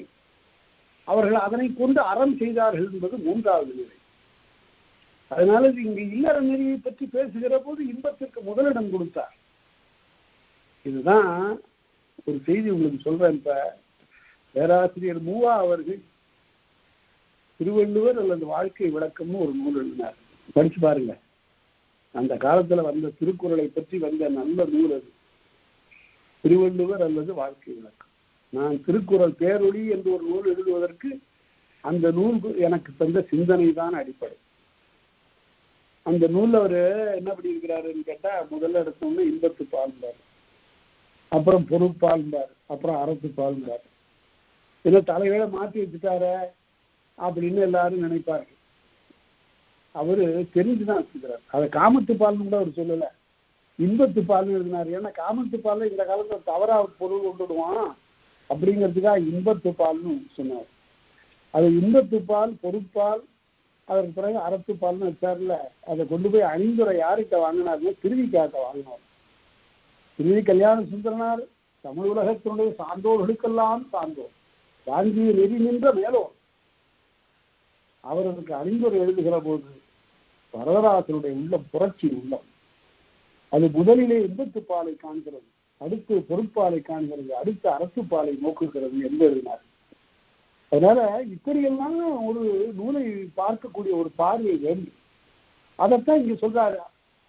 உடனே பாவேந்தர் ஒரு முறை சேலத்து மாநாட்டில் கேட்டாரு, வரதராஜ் இங்க வாங்க அப்படின்னாரு.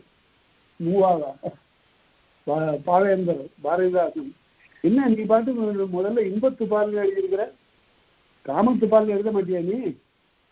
முதல்ல அறத்துப்பால் பொருட்பால் காமத்துப்பால் தானே வரிசை, நீ பாட்டு இப்படி எழுதியிருக்கிறீ என்னன்னு கேட்டாரு. இல்லை கவிஞரே நான் இப்படி எழுதியிருக்கிறேன். அதெல்லாம் மரபுல இருந்து மாறக்கூடாது. அவரு திருவிக்கா நோக்கு வேற, பாவேந்தருடைய நோக்கு வேற. அவ்வாறு சொன்னார். ஆக அவர் சொன்னதற்கு இதுதான் அடிப்படை. வரதராசனார் உரை எழுதியதற்கு அடிப்படை இதுதான். இன்பமும் பொருளும் அறனும் என்றாங்கு அன்போடு உணர்ந்த ஐந்திணை மருங்கின் காமக்கூட்டம் காணுங்காலை. இந்த காமக்கூட்டம்ங்கிறது இருக்கு பாருங்க, இந்த இடத்துக்கு சரியா பொருள் பார்க்கணுங்க, இல்லாட்டி தவறா போயிடும். காமக்கூட்டம் என்றால் இயற்கை புணர்ச்சின்னு பேர். இயற்கை புணர்ச்சின்னா திட்டமிடாமல், ஒருவருக்கொருவர் முன்னே அறிந்தவர்களாக இல்லாமல் திடீரென்று எதிர்ப்பட்ட நிலை, அப்போது காதல் இருந்துச்சு. அதுக்கு பேர் தான் தெய்வ புணர்ச்சி அல்லது இயற்கை புணர்ச்சி அல்லது காம புணர்ச்சின்னு பேர். ஒருவரும் ஒருத்தையும் முன் எந்த விதமான ஏற்பாடும் இல்லாமல் திடீரென்று இருவரும் சந்தித்துக் கொண்டார். அத கலவியல்ல ரொம்ப அருமையாக காட்டுவாங்க இறையனார் கலவியல்ல. இந்த ஆடவன் இதற்கு முன்பு எத்தனையோ 100 பெண்களை பார்த்திருப்பான், அவர்கள் பால் உள்ளம் சாயவில்லை. இந்த பெண்ணும் எத்தனையோ ஆடவர்களை பார்த்திருப்பாள், அவர்கள் பால் எல்லாம் உள்ளம் சாயவில்லை. இந்த 2 பேருக்கு இடையில மட்டும் எப்ப ஏங்க வந்தது காதல்மா? அது காதலுக்கு இந்த பார்வை காரணம் இல்லையா, பார்வை துணை காரணம், முதற்காரணம். இவர்கள் 2 பேரும் இப்படி காதல் வயப்பட வேண்டும் என்று ஏற்பாடு செய்திருக்கிறது. இப்படி இந்த நாளில் இந்த பக்குவத்தில் இவர்கள் காதல் கொள்ள வேண்டும் என்று ஏற்கனவே அமைந்திருக்கிறதுன்னு எழுதுவான் இறைவனார் கலவியல் உரையில. அதனால அது இந்த காம கூட்டம்ங்கிறதுக்கு இன்பத்தின் காரணமாக கருதிய கூட்டம்னு எல்லாம் பொருள் கொண்டுடாகக்கூடாது. காம கூட்டம் என்பது இயற்கை புணர்ச்சி, தெய்வ புணர்ச்சி, தெய்வம் கூட்டிய புணர்ச்சி என்று. காமம் என்பது விருப்பத்தினாலே கொள்வது. காமமும் செப்பாது கண்டது முடியுமோ என்று குறுந்தொகையில பேசுவான். மறையோர் சரி அப்படி சொல்லுங்க. இந்த களவு இருக்க, களவுன்னு சொல்றிய, இது ஒரு வகையான திருமணம் தானே. 2 பேரும் ஒருவரை பார்த்து கொண்டார்கள், உள்ளம் ஒன்றினார்கள் என்று சொன்னால் அதுவும் திருமணத்தினுடைய முதல் படிநிலை தானே. இது போல வேற ஏதாவது உண்டான்னு கேட்பதற்கு அடுத்த 2 அடியில சொல்றாரு. என்ன 2 அடியில? மறையோர் தேத்து மந்தல் எத்தனும். அந்த வைதிக சமயத்தவர்களுடைய வாழ்க்கையில 8 வகையான திருமணம் சொல்லப்படும். என்ன 8 வகையான திருமணம்? பிரம்மம், பிரசாபத்தியம், ஆரிடம், தெய்வம், காந்தர்வம், அசுரம், ராக்கதம், பைசாகம் என்று 8 வகையான திருமணம். அதுல கந்தர்வ விவாகம்னு ஒண்ணு உண்டு. ஒருவனும் ஒருத்தையும் தம்முள் எதிர்பட்டு அவர்களே ஒன்றாக கலப்பதுதான் கந்தர்வம், காந்தர்வம் என்று சொல்லப்படும். அப்படின்னு சொன்னா ஏன் அதோட ஒப்பிடணும்னு சொன்னா நச்சினார்க்கிரியர் இந்த இடத்துல எங்குமே பிறழ்ந்து, இந்த மாதிரியான இடங்கள்ல பிறழ்ந்து உரை எழுதுகின்ற நச்சினார்க்கிரியர் எழுதினாரு, கந்தர்வம் என்பது கற்பு இன்றி முடியும்னார், கற்பு இன்றியும் முடியும்னார். அதாவது ஒருத்தர் வான உலகத்தில் அப்படியே கந்தர்வர்கள் பறந்து வருவார்கள், ஒரு சோலையில 2 பேரும் போய் சேர்வார்கள், அப்படியே இருந்து வாழ்வார்கள், அவன் பிரிச்சுருவாங்க. அதுதான் கந்தர்வம். இங்க அப்படியெல்லாம் இல்லையா, எல்லா பிறவிகளையும் இவங்களே தான். இது உயர்ந்தது இந்த களவு. ஒரு பால் ஒக்கும். அதாவது ஒருத்தர் சந்தித்துக் கொள்வதில் அதற்கு மட்டும்தான் இந்த களவு என்பது கந்தர்வத்தோடு ஒக்கும். மற்ற திருமண வகைகளை பற்றி எல்லாம் இப்ப நம்ம பார்க்க போறோம்.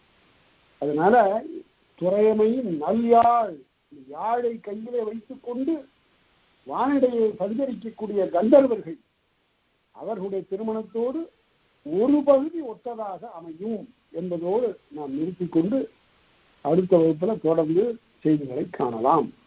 அனைவருக்கும் நன்றி.